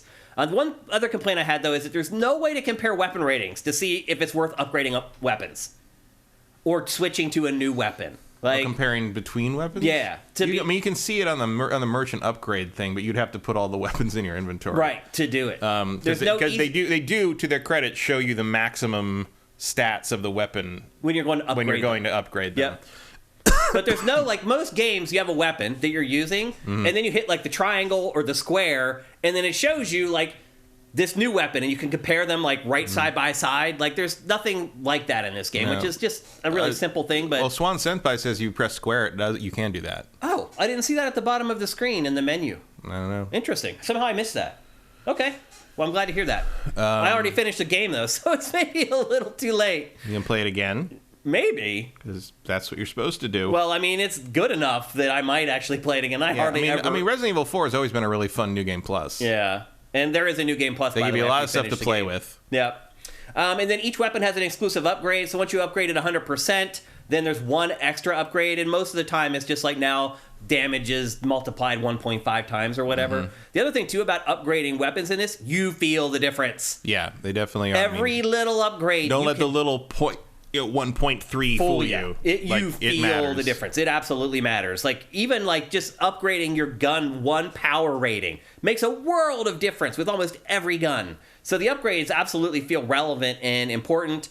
And then another thing that was a little weird, you can only store your weapons and your first aid sprays. You can't store anything else. Yeah. You can't store attachments. You can't store any grenades. You can't anything. The only thing is guns and first ammo. aid spray. That's it.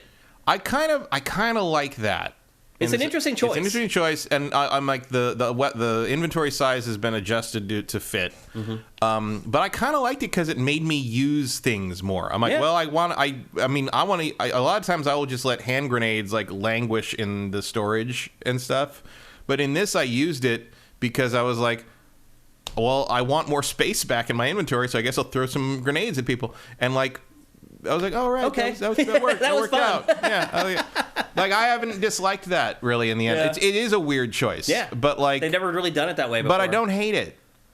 There were some times where I really needed an inventory slot, and I didn't want to just waste a grenade. Yeah, I mean, that's happened a couple... But for the most part, like, I felt like it kept me using the resources and making more ammo to use it, so I didn't have all the little... small and large resources sitting around all the time. Yeah. Like, I felt like it prompted me to not hoard things. And in the end, I think the game has been better for it. Yeah.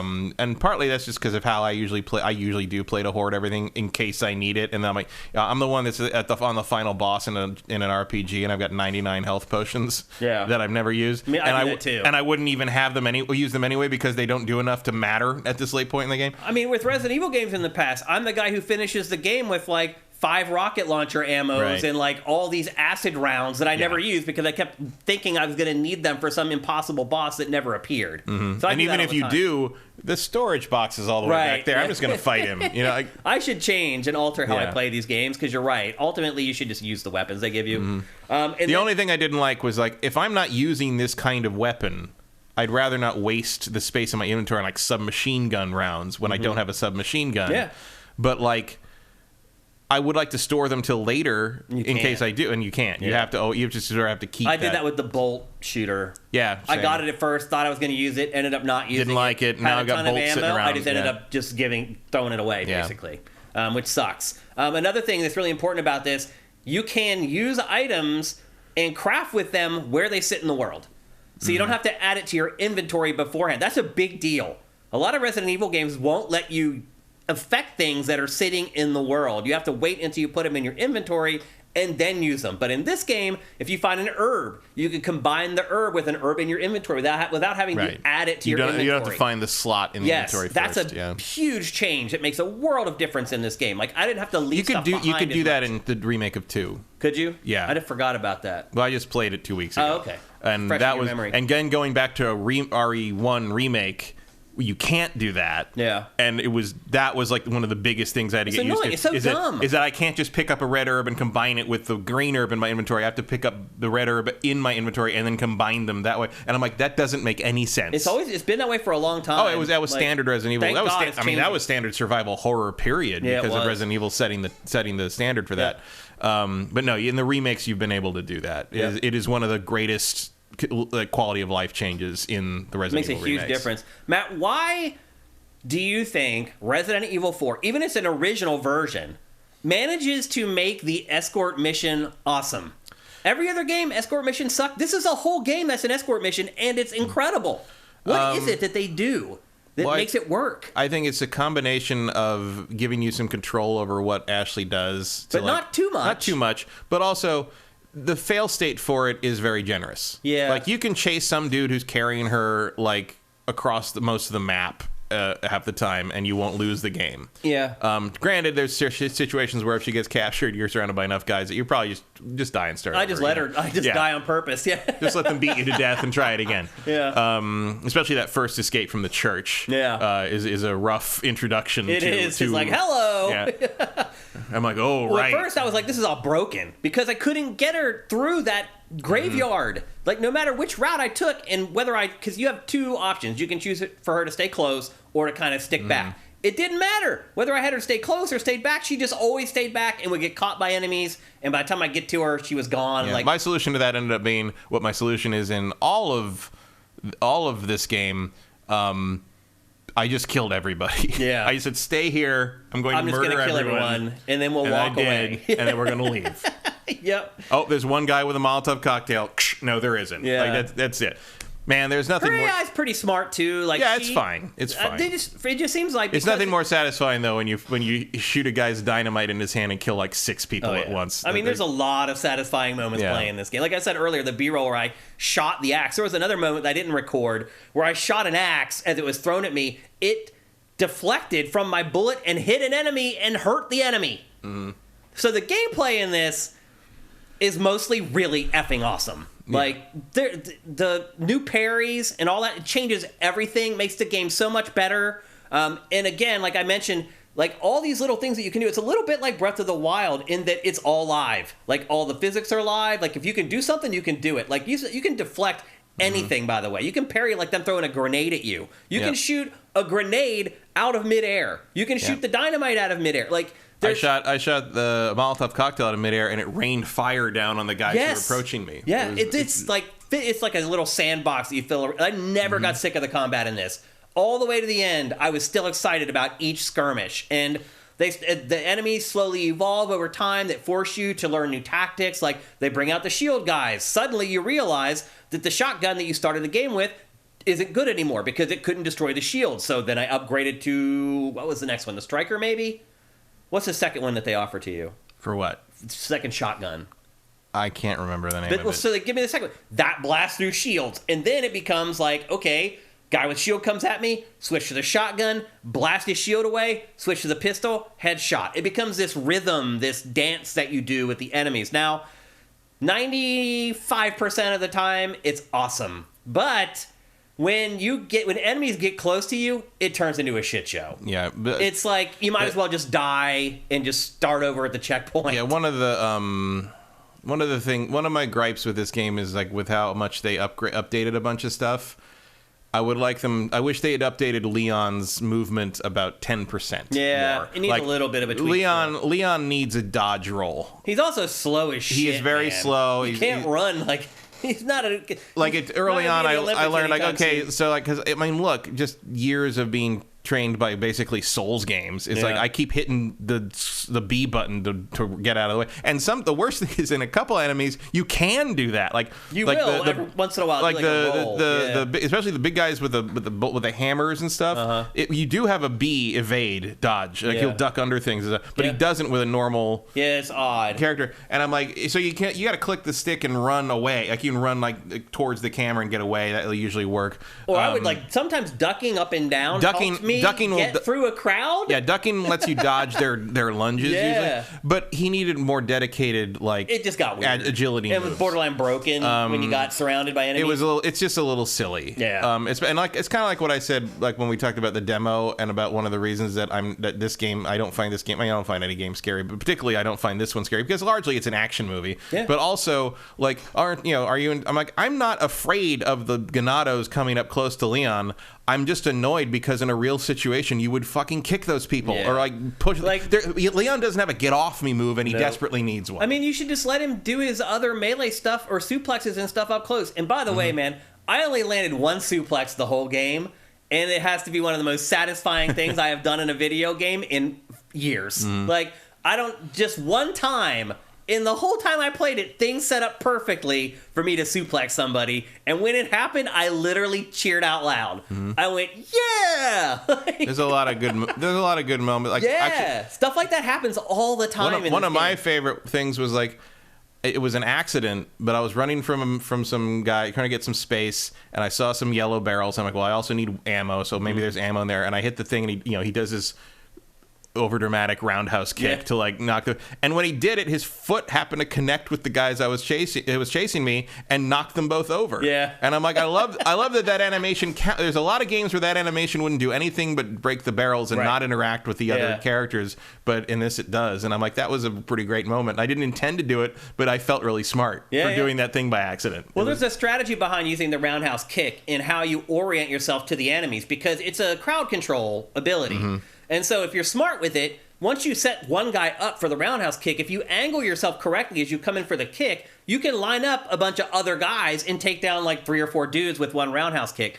And that did feel a little loosey-goosey to me. Like, I got to the point where I'm like, okay, the guys are all on the left-hand side of this enemy. I'm going to come in from the right to line up the guys behind him. And sometimes the kick would still, like, kick him straight instead of kick him at the angle that I came in from. That could be tweaked. It's hard to know, a little bit like Dark Souls, it's hard to know when behind is behind. Yeah. So there's a little bit of unreliable stuff, but overall, man, like the emergent stuff that just happens in this little sandbox that they've created is awesome. And these moments just pop even up when unexpectedly. Even when I've had to redo sections like the chase out of the church, once it starts, it never unfolded the same way. No, twice. it was different every time. Yeah. The enemies were never in the same place. They never did the same thing. Like they start in the same places. Like the same guy, the same woman's right there in front of the church. The same guy with a torch comes into the gate. But as soon as the action starts, it all bets goes are out the window. It can all go to hell. You have really no idea. It's really great, man. Like, I'm a gameplay first guy, and I love the living hell out of this gameplay. Cinetike, there's a suplex. How do you do it? Exactly. Like, you have to down a guy, and he has to be in a very specific position, and you have to come in from behind. And that's how it happened. I saw suplex, and I was like, oh my god! And I ran as fast as I could over to, because the worst part of this game is like Leon runs so slowly that you'll stagger somebody. And you go to run, and like a second before you get to them, you're like, dude, like you got to be somewhere. Come on, Leon. And by the time you get there, it's too late, and then the enemy gets like in a cheap shot. But yeah, Cinetike, it was just all luck that I finally landed a suplex. It wasn't really anything that I had done. I had just everything lined up, the stars aligned, and I managed to pull one off, and it was amazing. There's other little like kind of niggling issues other than the CQC, the close quarters combat kind of is weird, and again, I think you should be able to use the kick whenever you want to. But then there's some sections that are just complete garbage where you're just gonna die. Like, there's one part where there's like a big pile of boulders, and you put the TNT on it, and like the boulders roll at you and just kill you instantly. There's another section in the game where you walk down this path and boulders fall from the cliff on the left and just kill you instantly. That was just Resident Evil back then. Like, again, playing the RE1 remake, there's a lot of stuff like that in there. It's that trial and error thing. It's like, oh, you didn't know that this was gonna, and I hadn't it was worse then because at least this thing auto-saves pretty commonly. I lost like an hour of progress because I was like, I don't worry about saving into this thing. And I forgot that you have to electrocute the giant shark before you jump down and get that. Right. And it was instant death, and that was it. And I'm like, it doesn't care. It doesn't. This is not as far, how long after one is this? Like 7 years? 8 roughly, years? Yeah. Like, this is not that long. Yeah. Yep. Resident Evil 1 felt ancient when this game came out, but honestly, that wasn't that long. It wasn't a huge span of time that separates this game from that game. Yeah. there's little weird things like, why am I shooting locks off doors? Like, why? Like, just let me open the door. Like, why are you making me waste one round and, like, put my gun there's out? also an element of, like, there is not a chance in hell that door would hold up to a kick from a grown man. Like, it's just like, there's moments where I'm just like, just break it, dude. Like, who cares? Like I really think you could pry the sticks, like, surrounding the key in the shrine apart and just, it's held together by deer sinew, dude. Like, fucking shoot it. Like, now, one thing you can't do with things in the world is you can't load your guns with ammo that is in the world. Which is annoying. And that is an old hangover. You have to pick it up first. You have to get it in your inventory first. Yeah, you can't just, like, load your gun off of something that you're trying to pick up. That's a little bit annoying. I guess I never thought to want to do that. Yeah.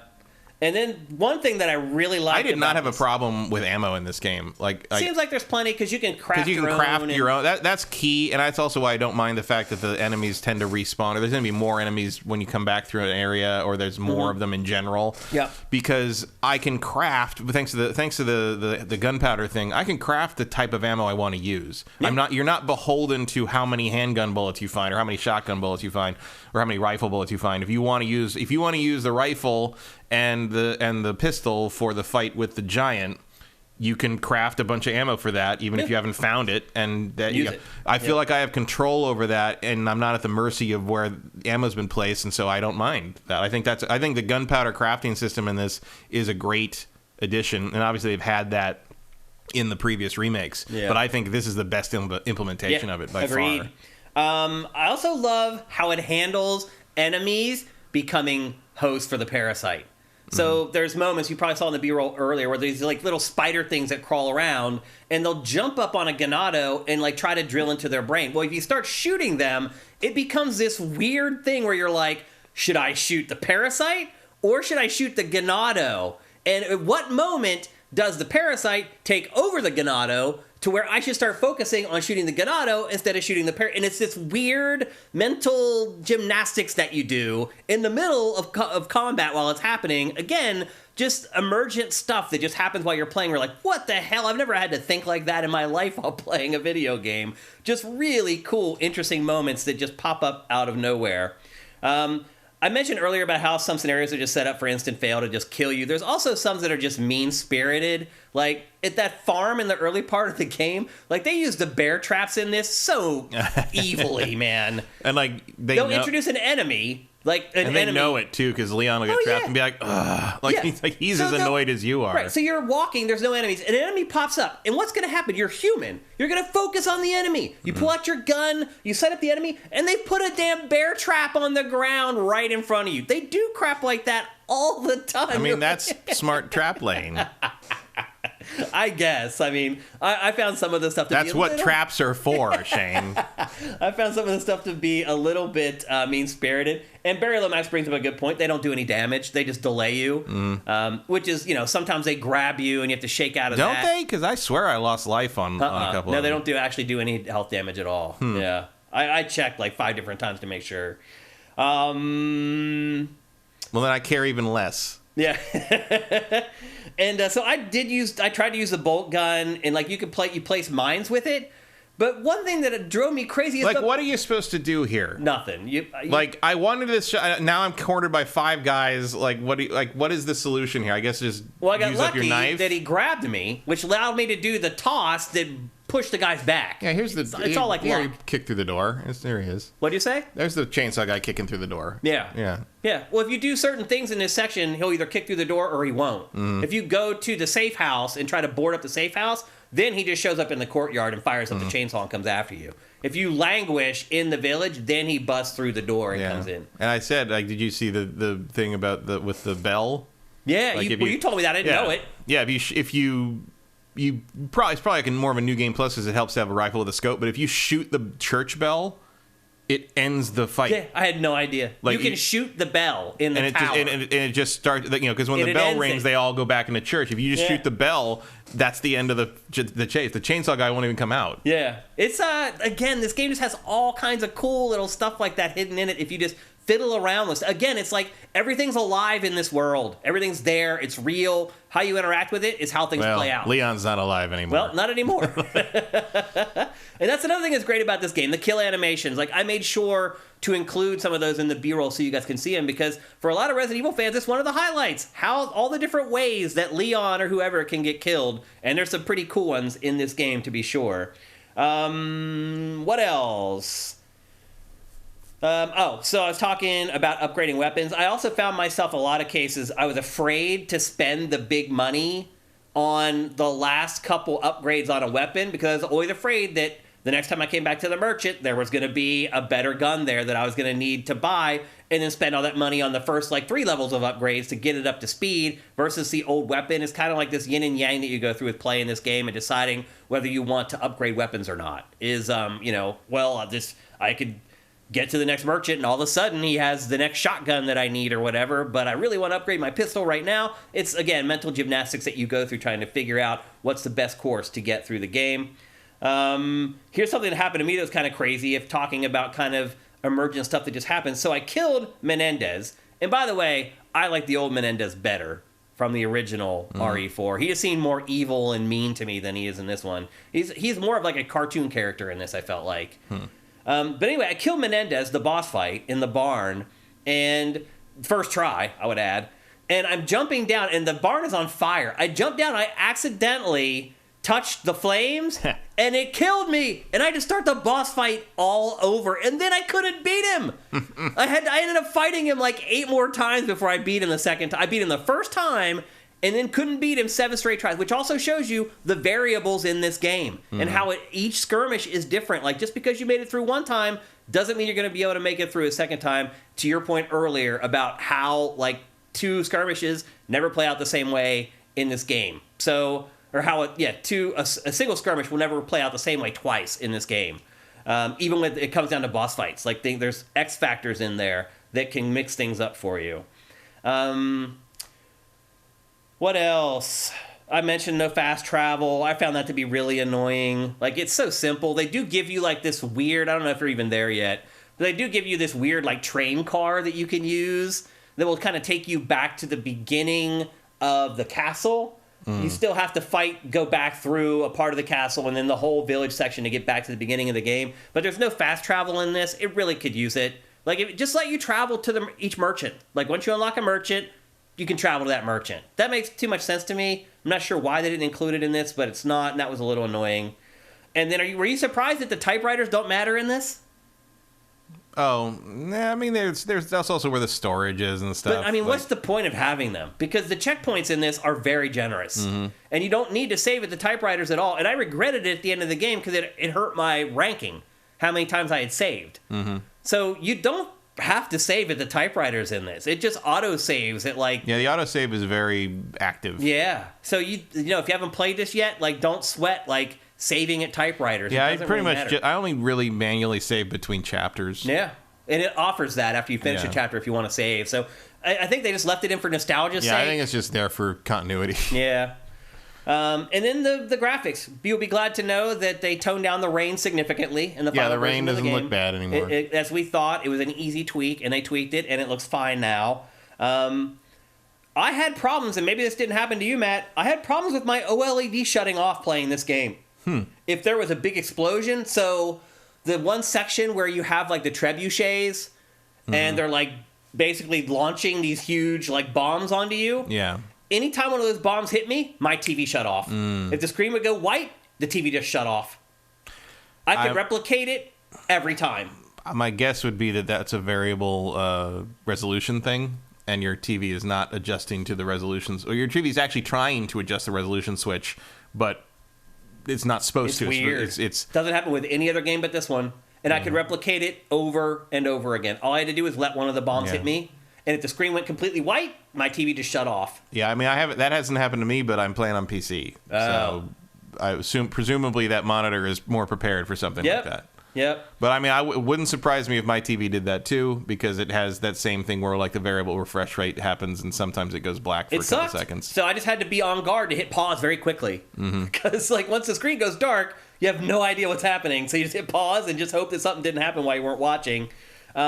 cutscenes in the game, there are some that are pre-rendered. In fact, all the good ones are pre-rendered because he always has the same handgun in every cutscene. And I actually ended up selling that handgun like a couple hours into it. I didn't even have the handgun anymore, and in the cutscenes it's showing the old handgun. Yeah, so, by the time he first confronts the big guy in the hat, Menendez, yeah. He loses the gun, and I was like, oh, that's not my gun. Yeah. That's not the gun I was using. So the cutscenes were pre-rendered. That's a little weird and a little lazy for 2023, but whatever. That's just nitpicking. And then, I don't know if you even played with surround sound, Matt, but I thought the surround sound in this sucked. I didn't play like surround. The directional surround sound? I don't have surround sound on my PC. No. Oh. Well, the directional surround sound in this was terrible. Like, you could never tell where the enemy sounds were coming from. Backbeat says the typewriters are for professional difficulty where there is no autosave. Oh, okay. Well, there you go. That makes sense then. But didn't you think maybe they just remove it for other difficulties instead of having them there? I don't know. I mean, that's a lot of work to do a whole... Well, it doesn't... Who cares? Yeah. But anyway, I thought the surround sound in this sucked. The directional stuff, like, I never felt like it was actually working accurately and telling me where the enemies were off screen. I'm trying to... I can't think of... I mean, mine does like a simulation of, the stereo simulation of 3D audio or whatever. I can't think of really... Sound really hasn't made much of an impression on me one way or the other. Well, I think the sound's great, like as far as the actual audio and the Foley work and the sound effects and the voiceover, but it's just how it's mixed together directionally in surround. And I tried 3 different surround sound modes to see if it got better. It didn't get better. So, big complaints with that. That's something that I actually pay attention to because I have a pretty awesome surround sound setup, and I could never tell where the enemies were coming from the direction of the sound, which I found pretty odd.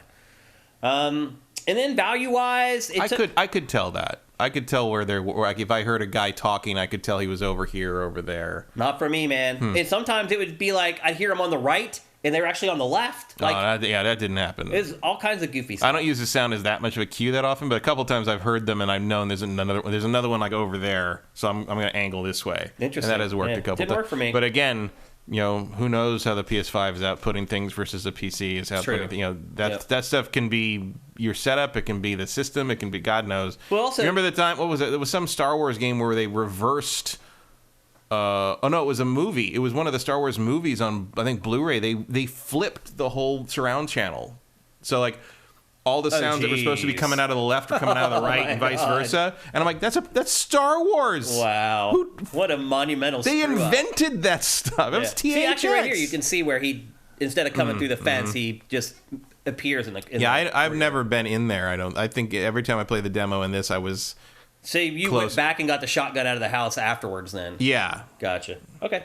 It took me about 18 hours to complete. That's great. Like, for a $60, $70 game, I'm totally fine with 18 to 20 hours to play. With replay. I mean, the game there's reasons to play afterwards. This again. You get a bunch of cosmetics that you can use to play. You have your entire arsenal that you can play with. So now you're playing the village with a rocket launcher or whatever other weapons you got through your first playthrough. Now you're playing with power. Yep. And I think I may play this again. It's that good. I enjoyed it that much. I think in general, what I would say is that this game is way better than the original in pretty much every conceivable way. Yeah. I didn't really miss anything from the original game at all. No. Nothing that they removed. I'm not familiar enough with it. The only thing I missed is the red dot sight, is the laser, the laser sight. Yeah. I wish the laser sight's still attached to pretty much everything. Yeah, it's a little more picky now what you can attach it to. But that's about it. That's my only main... The Krauser boss knife fight, way better in this than it was. It's not some weird QTE thing anymore. It's a real, active, combat situation that you fight him in. I did like the old Mendez better. That's about the only thing I can say that I like more about the original that I liked about this game. And in fact, I would say in general, I was surprised, honestly, how little had changed. It is a very faithful... Yeah, I mean, I don't think they needed to change too much. Yeah. This game is still, the original game is still one of the best games ever made. Yeah. And that's what I would say. After playing this, it is one of the best games ever made, Matt. This game came out in 2005. And it's one of the best games I've played in the last 12 months in 2022 and 2023. We were right, dude, back in 2005 when we were like, this is one of the best games ever. And it's gonna be one of the best games ever. I saw somebody point out that it was the current releases or whatever, and it was this, Tales of Symphonia and Metroid Prime Remastered, and they're like, the GameCube's having a great 2023. That's funny. Yep. So anyway, this game is just incredible. Like I recommend everybody go buy this. Like if you're squeamish or whatever, maybe don't buy it. But it's absolutely incredible. It's one of the best action games ever made. Still, after all this time, I just had a blast playing this. I couldn't stop, Matt. I literally could not stop. And when the game ended, I was sad.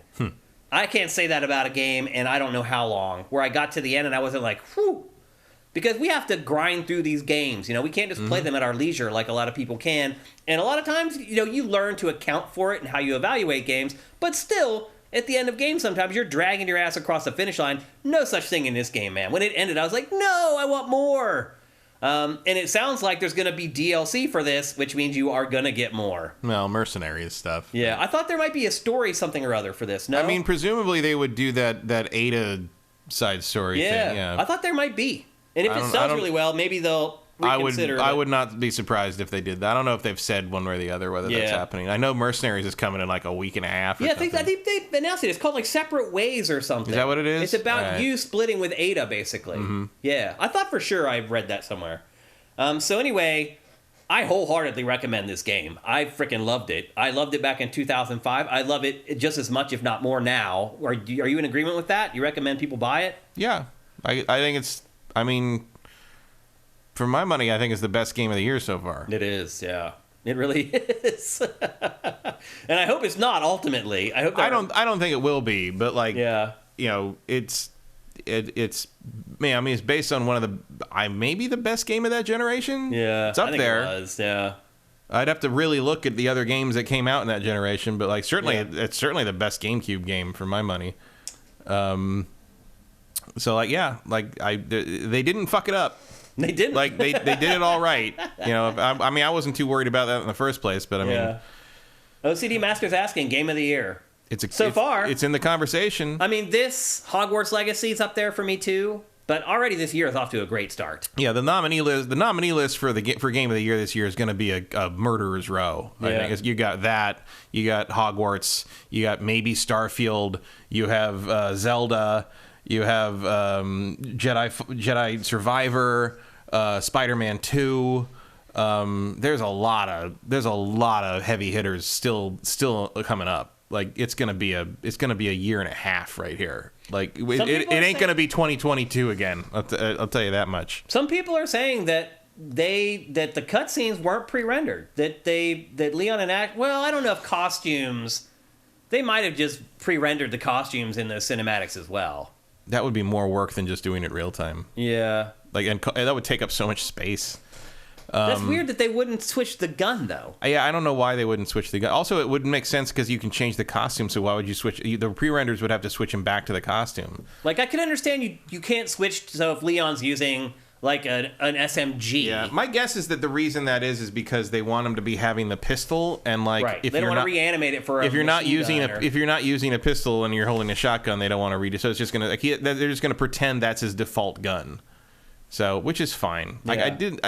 They didn't seem pre-rendered to me. God of Gamblers 33. Leon shoots the bell and cancels the Separate Ways DLC. Yeah. Well, he's tired of being left behind. AJ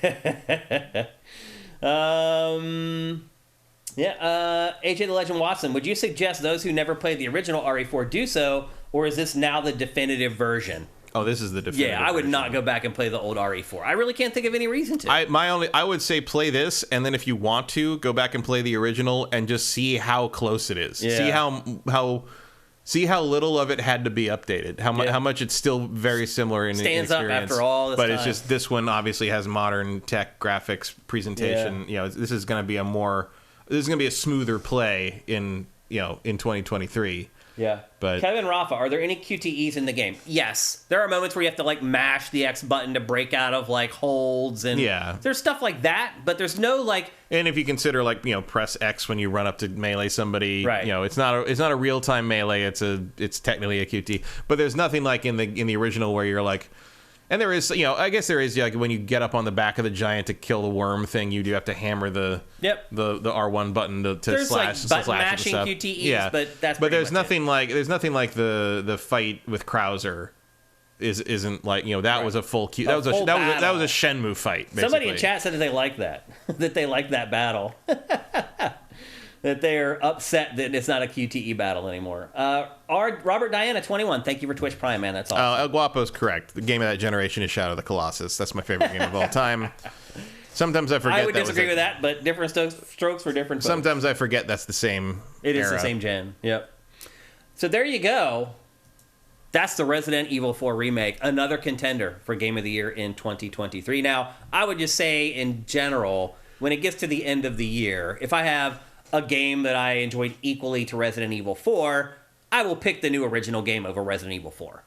If this were a little more different than the original, if it actually strayed more away from the original, I might reconsider that. Or if Resident Evil 4 didn't exist and this just came out of nowhere, right? It would be like, what the hell? Yeah. Like, it would be a renaissance for the series. Absolutely, for the series still. And it's old. It's crazy that they've made games after RE4 that were nowhere near as good as RE4 and on every level. So that's 2 thumbs up from GameFace for the Resident Evil 4 remake. Again, it's plenty long enough. You're not going to feel like you got ripped off. Backby makes a good point. Baldur's Gate 3. This versus Baldur's Gate 3. I don't know. I have to play the final version of Baldur's Gate 3. Baldur's Gate 3 is going... You've already played it. I have, but like Baldur's Gate 3 has gone through a lot of changes and tweaks and updates and new classes. And I mean, it's hit the point where I'm like, I'm just not going to touch Baldur's Gate 3 until it goes 1.0 in August.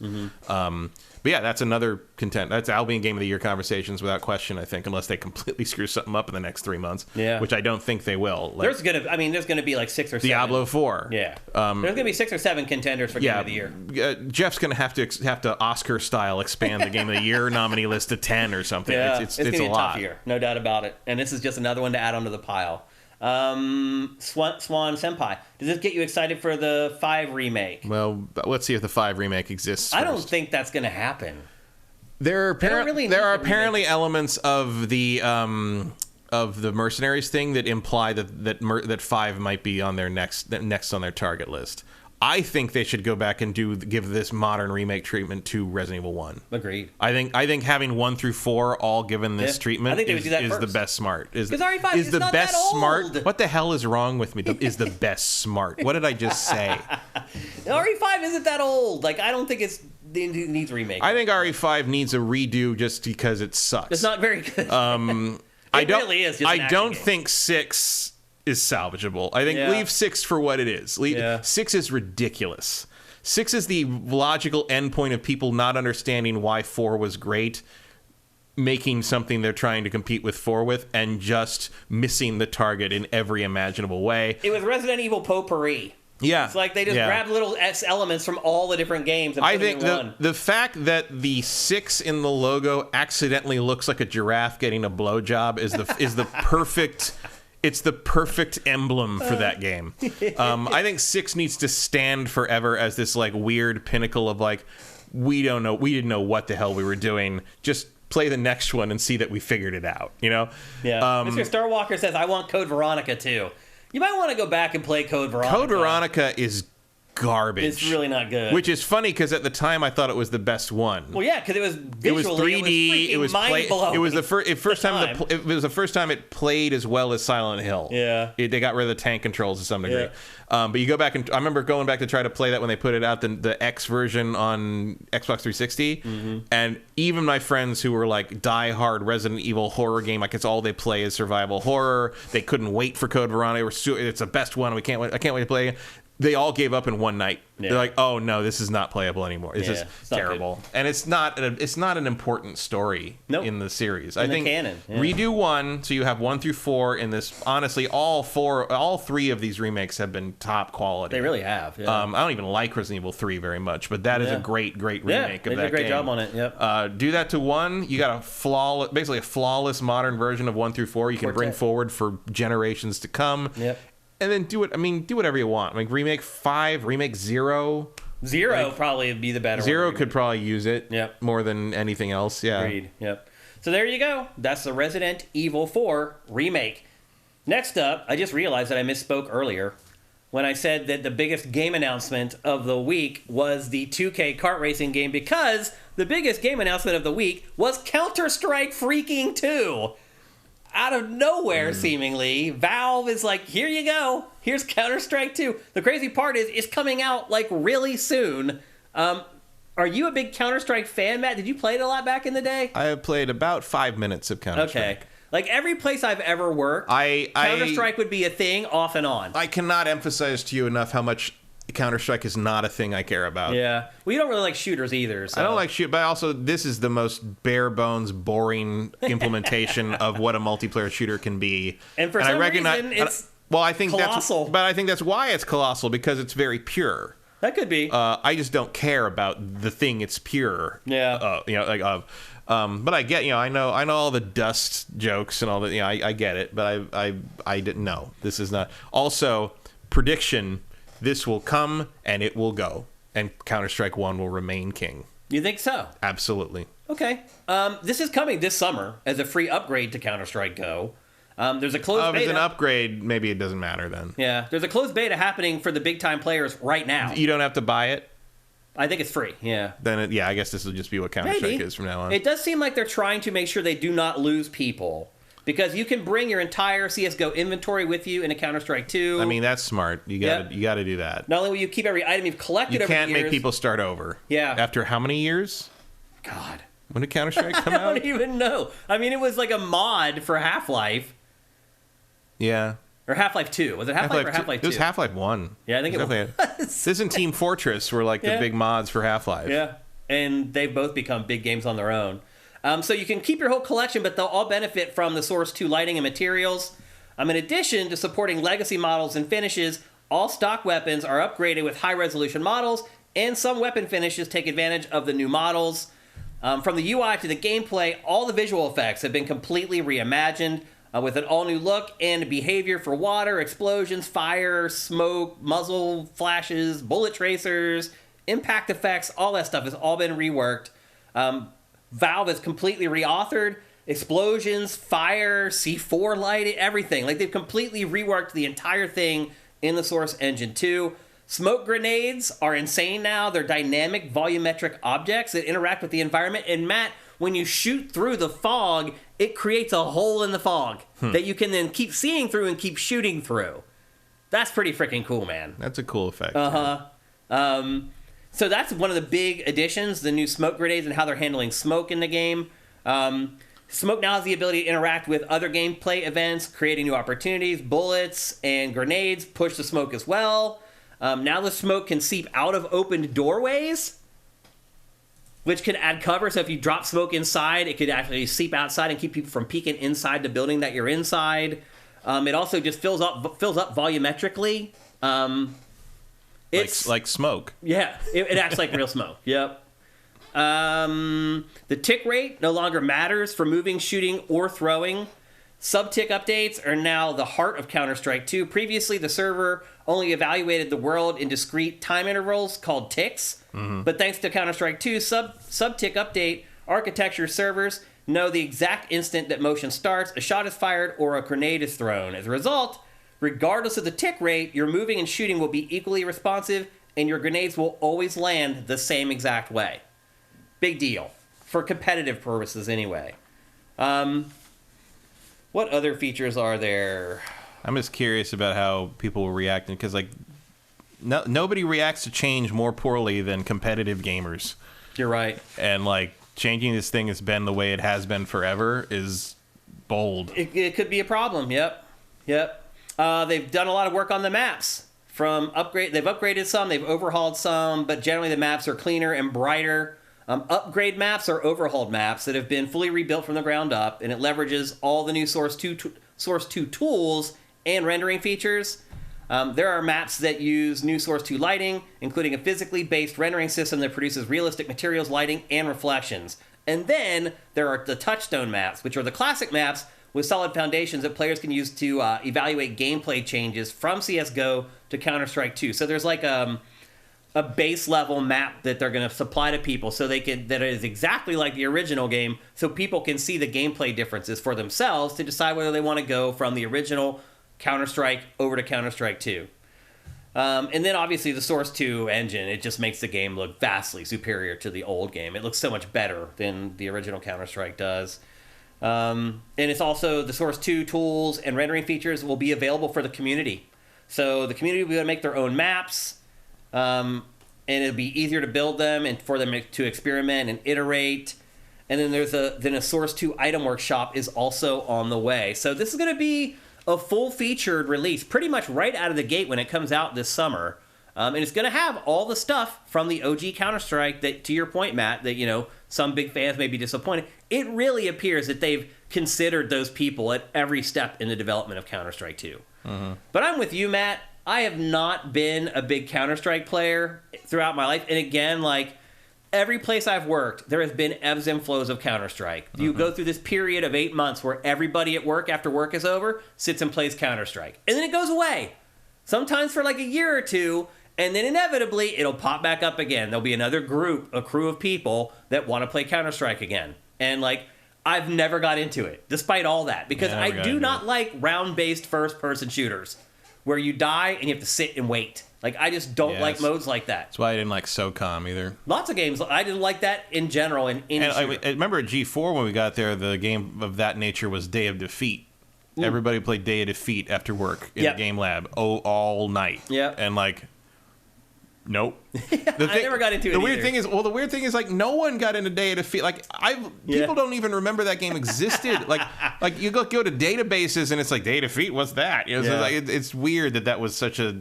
That was no one was obsessed about Counter-Strike at G4. The people that were G4 before we were there, it was all Day of Defeat. I think you even might have said, like, you know, guys don't play Counter-Strike. What are you doing playing this crappy ass game? Why don't you play some other game that I have no interest in playing? You need to elevate your crappy game I don't care about. Exactly. So anyway, that's a big announcement. Counter-Strike 2, long awaited. Do you think any chance it gets you to consider playing it? Yeah, me either, really. Is it Half-Life 3? Then no. Yeah. Like, you call me when you're ready, Valve. Don't worry about it. And again, why are we getting this instead of a Half-Life 3? I don't know. That's sort of the Valve story. Remember when they announced that stupid card game? Yeah. Was that Artifact or something? Yeah. And like there was all the build up and da-da-da. I watched that video recently where it's like, then they revealed it's a card game and the whole audience goes, oh. Yeah. It's just They just intentionally just won't give people what they want. I don't understand it, but they just keep. I mean, it's part of when the company culture is like, work on it if you want to. Yeah. Of course, that's what you're gonna end up with. Like, nobody wants to touch the thing that everybody wants. There's too much pressure. It was encouraging. I'll say this. I mean, it's encouraging that Valve is making games and it has Counter-Strike 2 and it's ready very soon and blah blah blah. But what was most encouraging was seeing the behind-the-scenes footage of Counter-Strike 2 and seeing how many people are at Valve making games. Mm-hmm. Like, there's a very quick shot where you can see the office, and you can see there's, like, a lot of people working at Valve creating video games, which is a good sign if you're someone like us who has been begging for Half-Life 3 for, the last 20 years now? Mm-hmm. How old is Half-Life 2 now? Half-Life 2 came out in 2004. So, almost 20 years. And then, the episodes took... Episode 1 and 2. Their sweet time. Yeah. So it hasn't been never got that episode 3, long. Yeah, and never got Half-Life 3. Yeah, episode 2 ends on a cliffhanger. Yep. And we've been hanging on that cliff ever since. So anyway, there you go. That is Counter-Strike 2. Our last topic for today's show is the return of GDC. And we mentioned last week that you shouldn't expect a lot of news coming out of GDC because it's typically for developers. That's why it's called the Game Developers Conference. However, as it turned out, a lot of stuff actually came out of GDC, but most of it came from Epic Games, thus the lower third, EpicCon, because it really did turn into an Epic convention. There was the other GDC stuff there. There were the panels that you go to where you learn about how they turned Kirby to 3D from 2D, and they had panels for like the character models in the Dead Space remake. There's stuff like that the developers go to. Stuff for us, though, most of it was all in Epic's Epic Unreal press conference, and it was epic. The biggest thing that they showed was the Fortnite Unreal Editor. Basically, fans are now going to be able to create their own stuff for Fortnite. And not just their own stuff. As you can see, you'll be able to use elements that take Fortnite way out of bounds from what you're used to. Here you can see this is a gritty, realistic environment with the Fortnite characters in it. This is the type of stuff that you'll be able to build with it. Basically, the Unreal Editor for Fortnite, it's a version of Unreal Engine 5 with customizations to support the creation of content for just Fortnite. With it, you can create props and devices for Fortnite that push the boundaries of the creative toolset.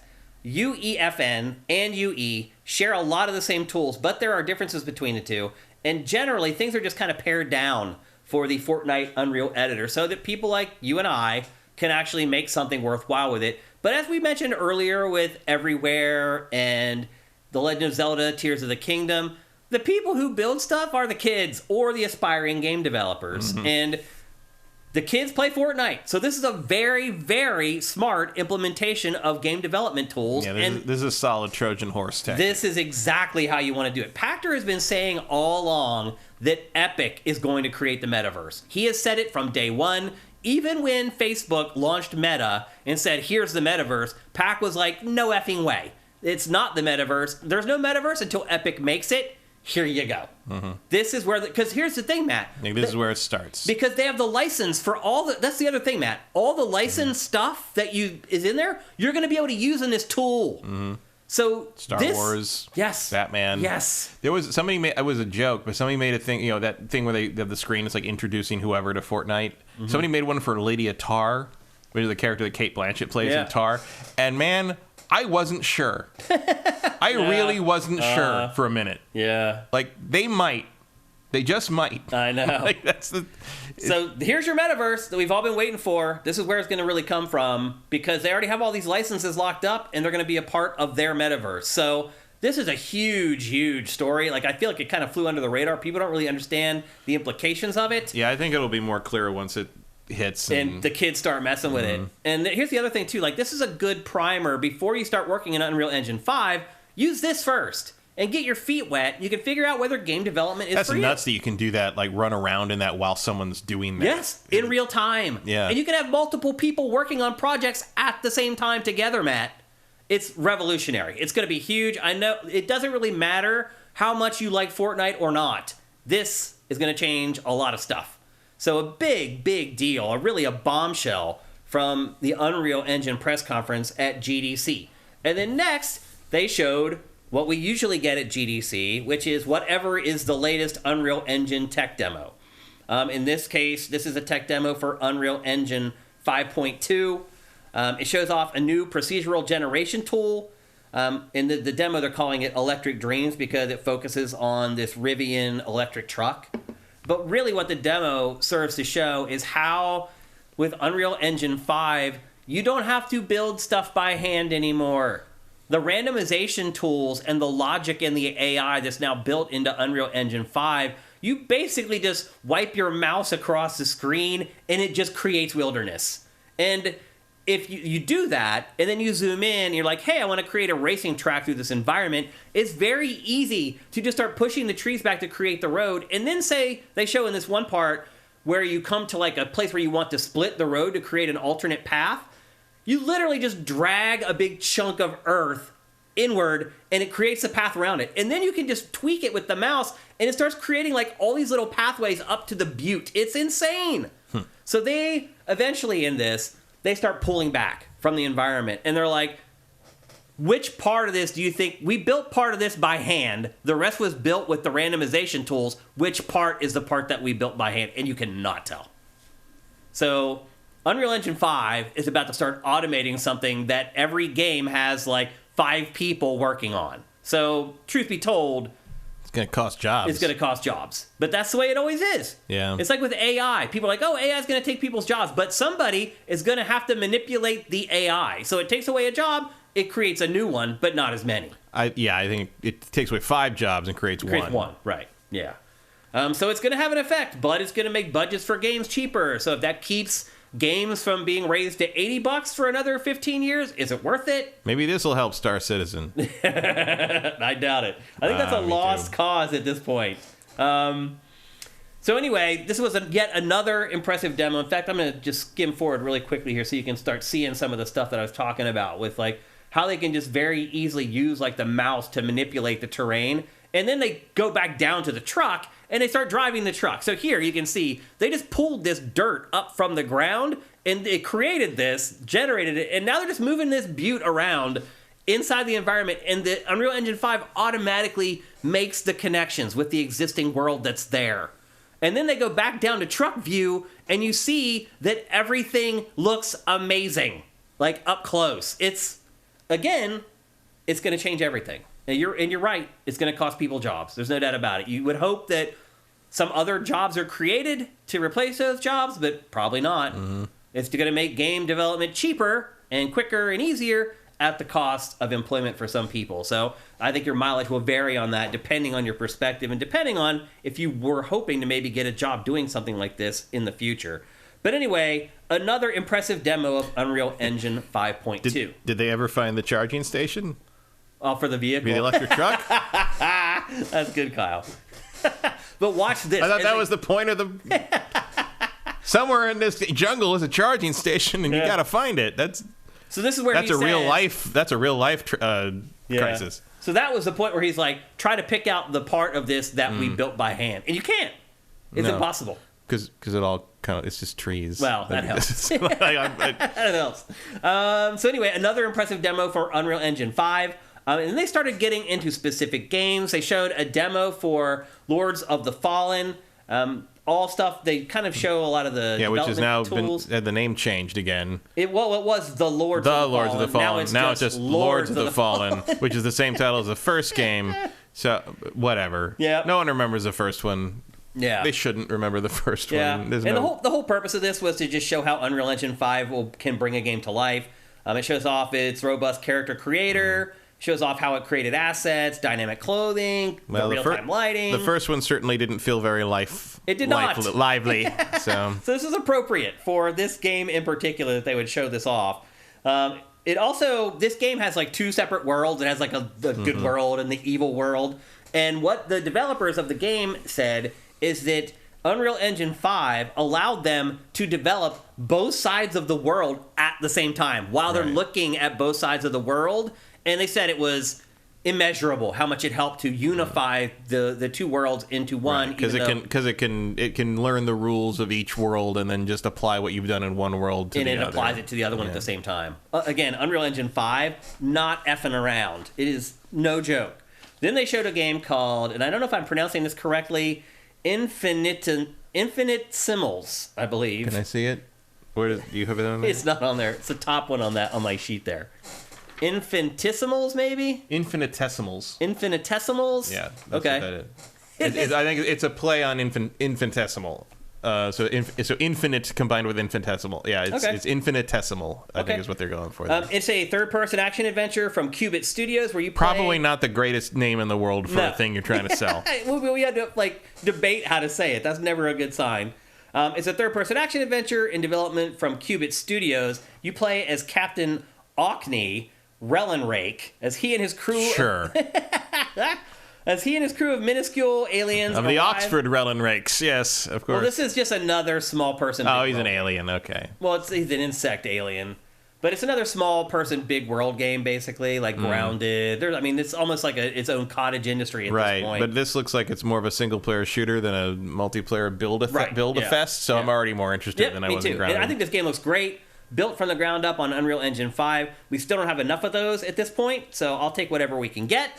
And then they showed a demo for a game we've all been waiting for, Hellblade 2. When the hell are we going to play Hellblade 2? It's that lady. Yeah, it's the actor. It's weird to see her with makeup on. Yeah, pretty.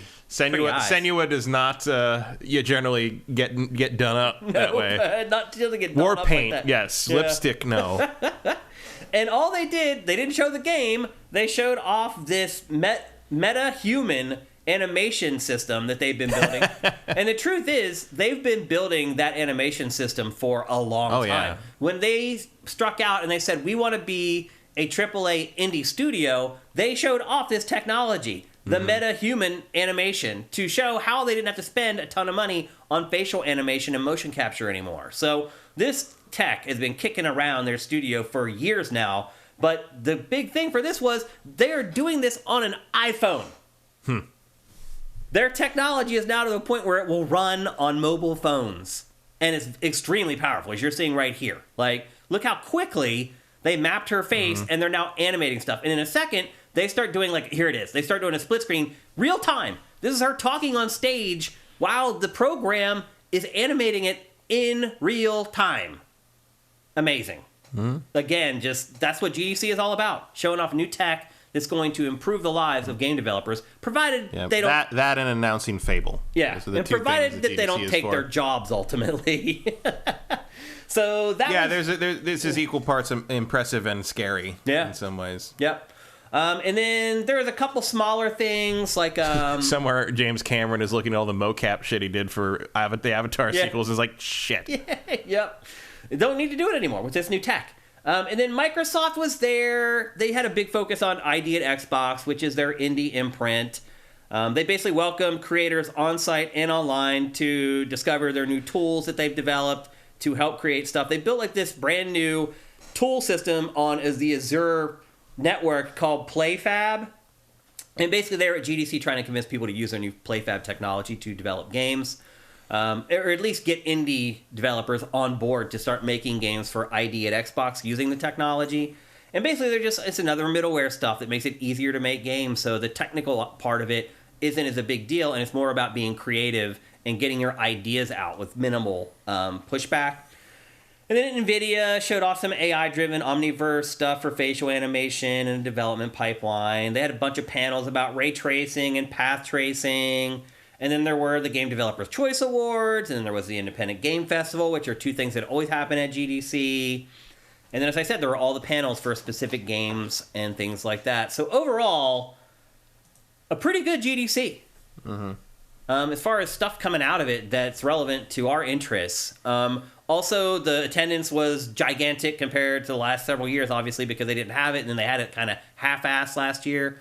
So the attendance was back. However, yesterday or last night on Facebook, I go check on Facebook, and tons of people have COVID. Yep. Tons. Like 7 people on my friends list last night got COVID at GDC. Yeah. I mean, going to a convention like that at this point where nobody's wearing masks anymore, like... Yep. What's going to happen? You're most likely going to run into it. Yeah. I mean, whether you get it or not, roll the dice. Yeah, who knows? I mean, like I have definitely been in the room with it several times because I've been at things where people had it, ended up getting it, but I've never had it. Yeah. So far, I'm one of the last remaining, one of the last standing soldiers. My mom hasn't had it yet. Yeah, my whole family got it a few weeks ago. Yeah. There aren't many left. Yeah, I know 4 or 5 people still. Not many. So if you're one of them, good job. It's not easy. I got it flying on a plane. Yeah. I probably wouldn't have had it either if it wasn't for that flight. I mean, what is a convention if not a constant plane flight? Pretty much. For like 4 days straight. Pretty much. A bunch of germs that you're not used to fighting off and all that kind of stuff. So anyway, there you go. That is GDC 2023. And with that, it's time for...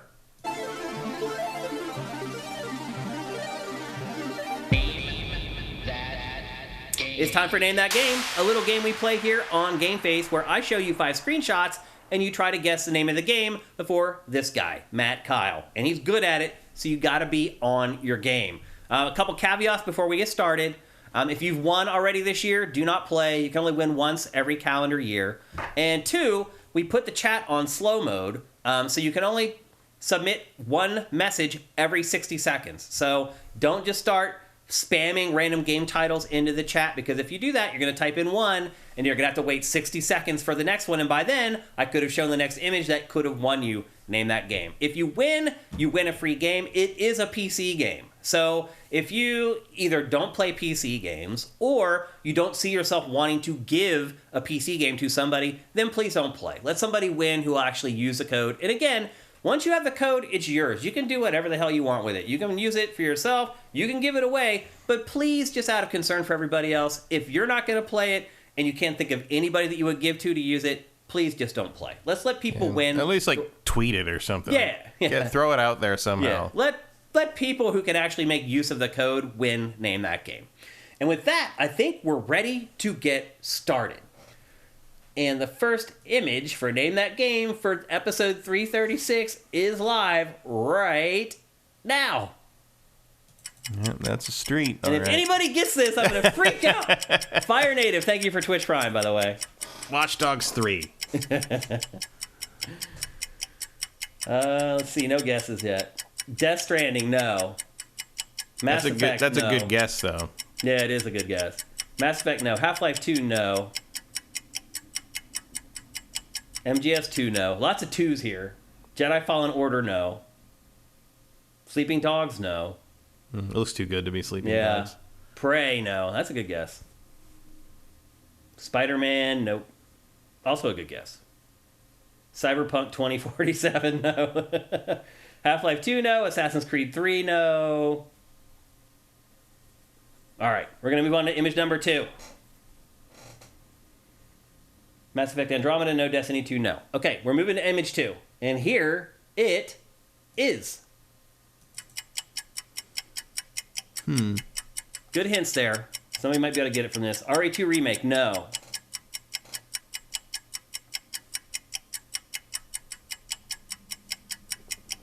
Usually people get it from stuff like this. That's showing a lot for this game.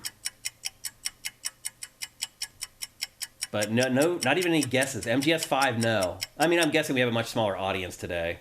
Counter-Strike, go. No. Good guess, Otaps. That is something that I would do. You're absolutely right. Grand Theft Auto 4, no. MGS 5, no. Robinson the Journey, no. That's a pretty good guess, too.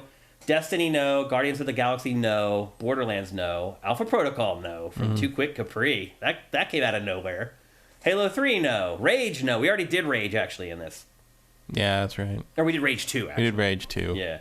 Uncharted 4, no. Horizon Forbidden West, no. Killzone 3, no. Payday 2, no. Okay, it looks like we're going to make it to the third image. Hybrid Heaven, no. That's definitely not Hybrid Heaven. I'm going to use it someday, though, for sure. Okay, here is image 3. This will definitely give it away. Come on, you guys can get it from this. I know you can. It looks like, what, a Halo Reach or something? Not Halo Reach. Someone's going to get it from this, I know it. Halo Infinite, no. Metal Gear Solid Revengeance, no. Final Fantasy 15, no. Just Cause 2, no.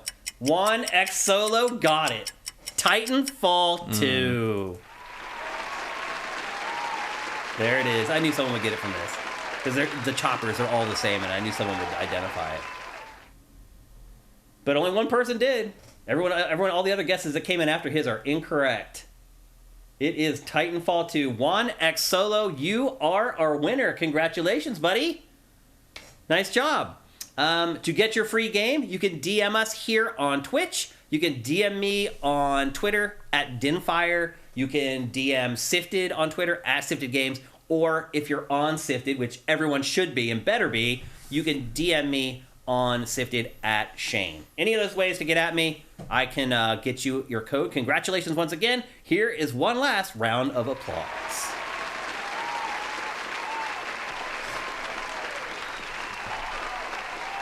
Okay. It's time for some Q&A if you guys have any questions for us. We went to you guys a bunch in this episode already, so maybe you've exhausted all your queries at this point. But we're here, and we will take your questions, if you got any.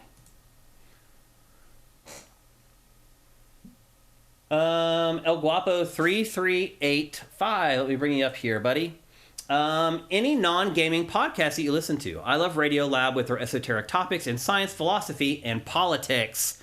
Because I don't live back in Pennsylvania anymore, I'm sorry, I didn't mean to bring that up.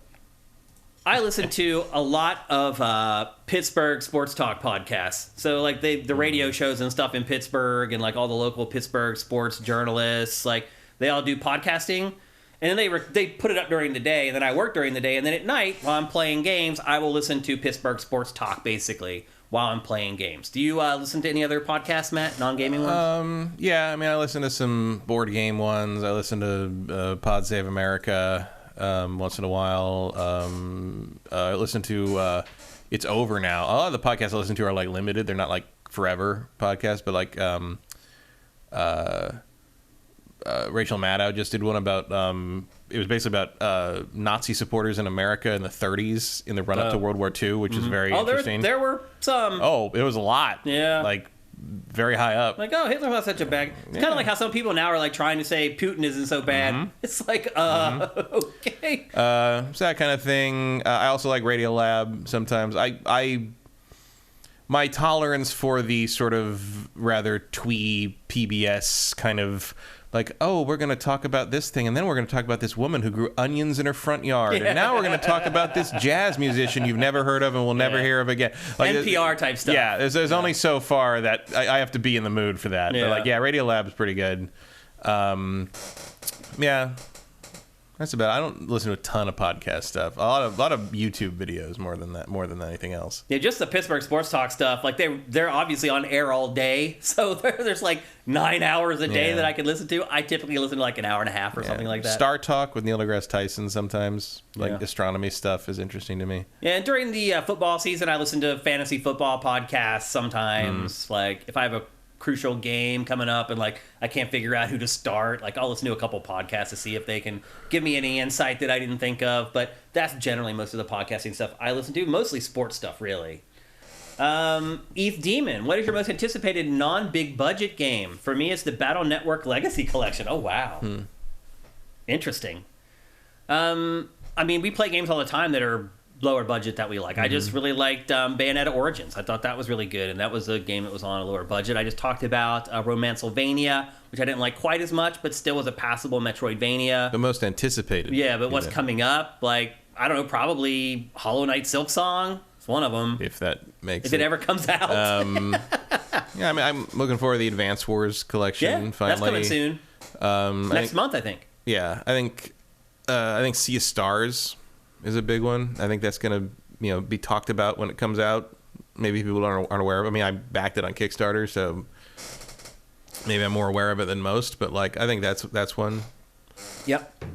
I mean, there's tons. There's just and there will be more, a lot of this stuff you find like like the 9 Years of Shadows. Like I found that the day it came out. You know, you don't know until Steam pushes it in your face, basically. Yep. Sometimes that stuff works. Or Rob Manuel sends you a text. Yeah. It doesn't.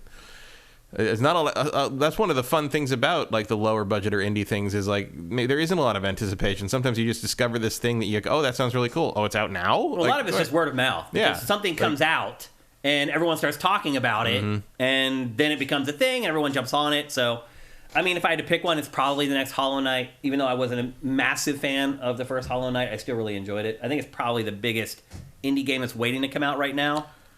I mean, I would think so, unless you want to count Half-Life 3. Yeah. Which would be an indie game at this point.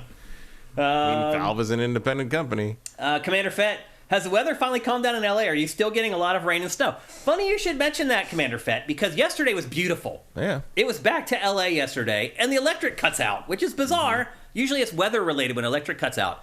And then today I wake up, it's pouring rain. It's been raining all day. It's right back to the way it was again. I mean, it's sunny now. Is it? Yeah, it's pretty nice out now. Yeah. And it will remain so until like tonight. But it's supposed to rain again tomorrow. Rain again tonight and until tomorrow morning, and then it's supposed to be no rain for like a few weeks. Then we go back to normal. So we're still in it, but it's about to finally go away. And it's still cold for LA. Yeah. We had to run our heat last night or we couldn't sleep. So yeah. It's still insane. There's no other way to put it. It's insane. Gino Mike 1, have you guys heard of the musician Ren? I highly recommend the High Ren music video. No, I've never heard of him. I don't know, Ren. I know Ren and Stimpy. But now I found out that the creator of Ren and Stimpy is a terrible person. Yes. And so now I struggle to support Ren and Stimpy, even though those first 2 seasons were literally genius. You know, it's the whole separate the art from the artist thing is tough sometimes. Cinetyke, The Last of Us Part 1 came to PC and has many issues, crashes during shader compilation, jittery mouse camera movement, etc. How can this keep happening, especially after the TV show? I mean, I don't think the people making the port care about the TV show. It has nothing to do with it. Yeah. Unfortunately, you would hope that would have an impact, but it just doesn't. I mean, it's another Sony port bad launch day, basically. Much as I'm looking forward to Last of Us playing, I'd like to play Last of Us again. I probably will do it on PC, but I haven't bought it yet because all those issues were shown, and I mean I saw a guy who the shader compilation took something like 45 minutes, and I'm like, that's nuts. Like, how in the world is that? So I don't know, between this and Horizon, and I think Days Gone I don't know what's going on over there, and it seems to be Iron Galaxy. It seems to be the common thread through these. I'll just wait until it's fixed because it will be. Yeah. But yeah, like, I mean, you're certainly learning. This is why I'm not a PC game that much. Learning by repetition that it's not a good idea to buy these PlayStation ports on PC day one. I mean, I mentioned, and if you guys have maybe not have watched it, but we have published an Ask Shane Anything earlier today, and I mentioned that actually in Ask Shane today. So the best time to play a PC game version of something is about 6 months after it comes out. Yeah, one of the questions was about Steam Deck, and I just basically said, like, I just don't like PC gaming that much in general because it's always stuff like this. There's always some weird thing, or like the drivers have to be updated just specifically for the game for your GPU. There's just always some weird thing, and that's why I just play consoles. It's much easier. They look better and they run better, but you pay a price for that. You have to work for it. Yeah. There's there's always a trade-off for everything. Yep. Minority Games, here's a good one. What IP would you like to see represented as a game that hasn't been already?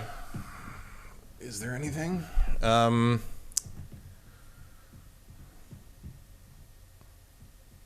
I would like to see games based upon, like, bands, celebrities. Oh, fuck that. Like I'd like to play, like, a Kiss video game.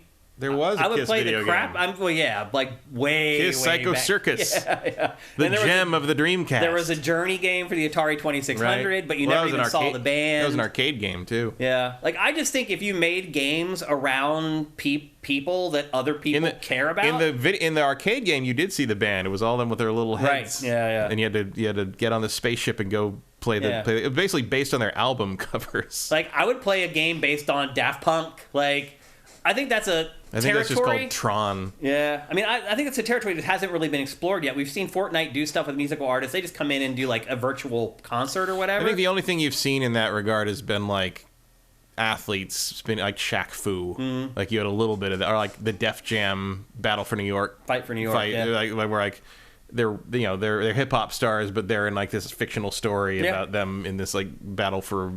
I think there's a whole horizon waiting for that stuff. Like, I hate to say it, but remember the Kardashian, like, corny mobile game that blew up?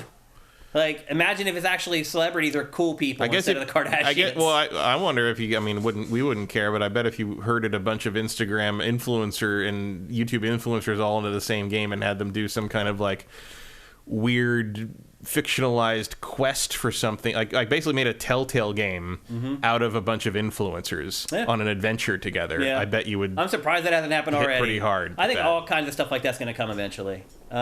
Minority Games is I'll answer 2 years in a row because this is a very simple one. Is E3 done for? Getting there. It feels like it's certainly not going to be what we think of as E3 anymore. This might be the last year. I don't know what you do next year if everybody just pulls out and then it's Jeff's game. Yeah. Ball's in Jeff's court for sure next year. Yep. Last one, Majora Tom. Do you see any games coming out the rest of 2023 that can match the RE4 remake in terms of quality? Yeah, I listed like 6 of them. I think there's a lot. We mentioned earlier that there's going to be ultimately like 6 or 7 legitimate Game of the Year candidates this year. It's really going to be a tough year to pick the Game of the Year. Estamont, football question. I'm a Steelers fan like you, but do you think Mahomes is the best ever? Good question. No. So you're talking to the wrong guy here. I'm old, and I grew up with the 70s Super Steelers. Like, to most Steelers fans, they didn't grow up watching those teams win. It's like this story that they hear from their parents. I lived through it.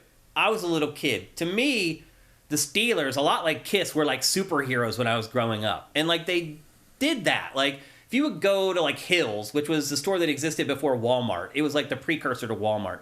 You could go in there, and they would have, like, Steelers shirts of, like, Jack Lambert as a cartoon character.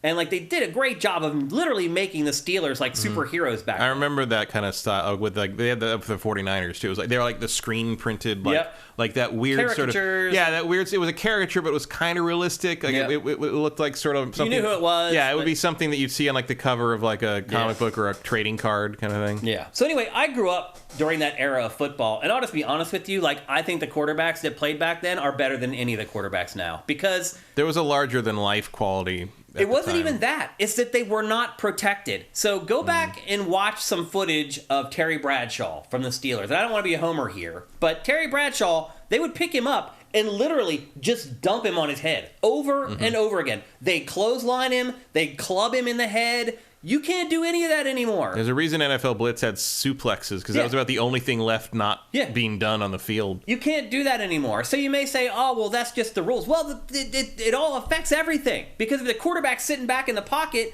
and they know they're not going to get clubbed in the head, it gives them more confidence to stand in the pocket and step up and throw the ball. Like, these quarterbacks, Terry Bradshaw, Staubach from the Cowboys, like the Archie Manning, the original Manning, like all those guys were hard as hell. They were badasses. These quarterbacks now are a bunch of effing pansies. So, no, I don't think any of the quarterbacks now are the best. I don't think Brady is the best ever either. Brady wouldn't have lasted 3 years in the 70s NFL. He was a spindle when he came out of college. Literally, go back and look at his combine photos. He was a rail. He would not have lasted 3 years. He would have broke him in half. So no. I remember that conversation among my my grandparents and about Montana. Yeah. That Montana was like this new like delicate breed of quarterback that could not have. Too, though. He did, but got beat up too. He did, but he didn't get beat up the way as much as the 70s. I mean, you said about Bradshaw. That was what my grandfather. My grandfather was a giant.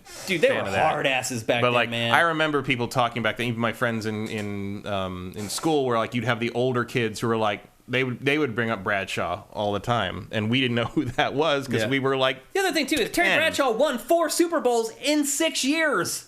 4 Super Bowls in 6 years. He won back-to-back Super Bowls twice. So no, and I'm not saying Bradshaw's the greatest quarterback ever. I'm just saying the quarterbacks from that era, to me, are way better than the quarterbacks from today. So no, I would not. At the very least, it makes it very difficult to compare in any kind of one-to-one. It's not fair. It's a different game. It really is a different. And back then, steroids were legal. They weren't even outlawed from the game. So not only did you have crazy, powerful, strong guys, they were crazy.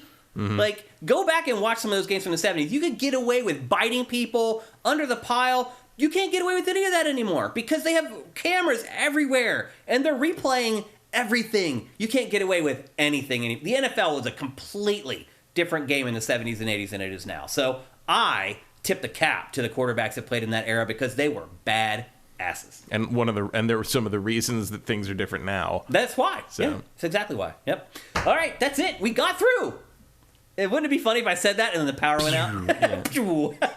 We made it through GameFace 336 on our second try. Thanks to all you guys who made it today to watch the live show. I really didn't think you would. I really thought there was going to be like no one in the chat today. So I really, really appreciate you guys making the effort to get here earlier and on a different day. Natural disasters. Without that, we'll be back on Tuesday for our usual time at 1 p.m. Pacific, 4 p.m. Eastern at twitch.tv/SiftedGames. If you're watching this show on YouTube and you'd like to help us, head to patreon.com/sifted. Drop us a pledge. If you're listening to this show on any of the podcast services and you'd like to help us, head to patreon.com/sifted and drop us a pledge. For just $4 a month, you get all our content early. For just $2 a month, you get Pactor Factor a week early. And if you can't afford to help us with any of that stuff, please help us with Twitch Prime. If you're an Amazon Prime member, you can give us a free $2.50 a month for nothing, just because you're a subscriber. All the instructions for doing that are down below if you're watching this on YouTube. And, of course, before we go, I can't leave without saying how awesome LS Cream is. I just want to say how appreciative we are of them sponsoring our show. I think it's been pretty miraculous how this sponsorship has worked out great, I think, for both sides. I love promoting stuff that our audience creates. So if any of you guys run your own businesses or you do anything like that and you want to work out sponsorship with us, I'd love to do it. To me, that's the ideal sponsorship, helping the people who help me as much as I can. So go to creamls.com. There's a store locator there where you can go and buy LS Cream. It is absolutely delicious. It mixes so great with so many different drinks. Matt and I both love it. Support your fellow sifters. Support your fellow gamers. So again, we'll be back on Tuesday at 1 p.m. Pacific, 4 p.m. Eastern. Until then, have yourselves an excellent week. GameFace is up and out.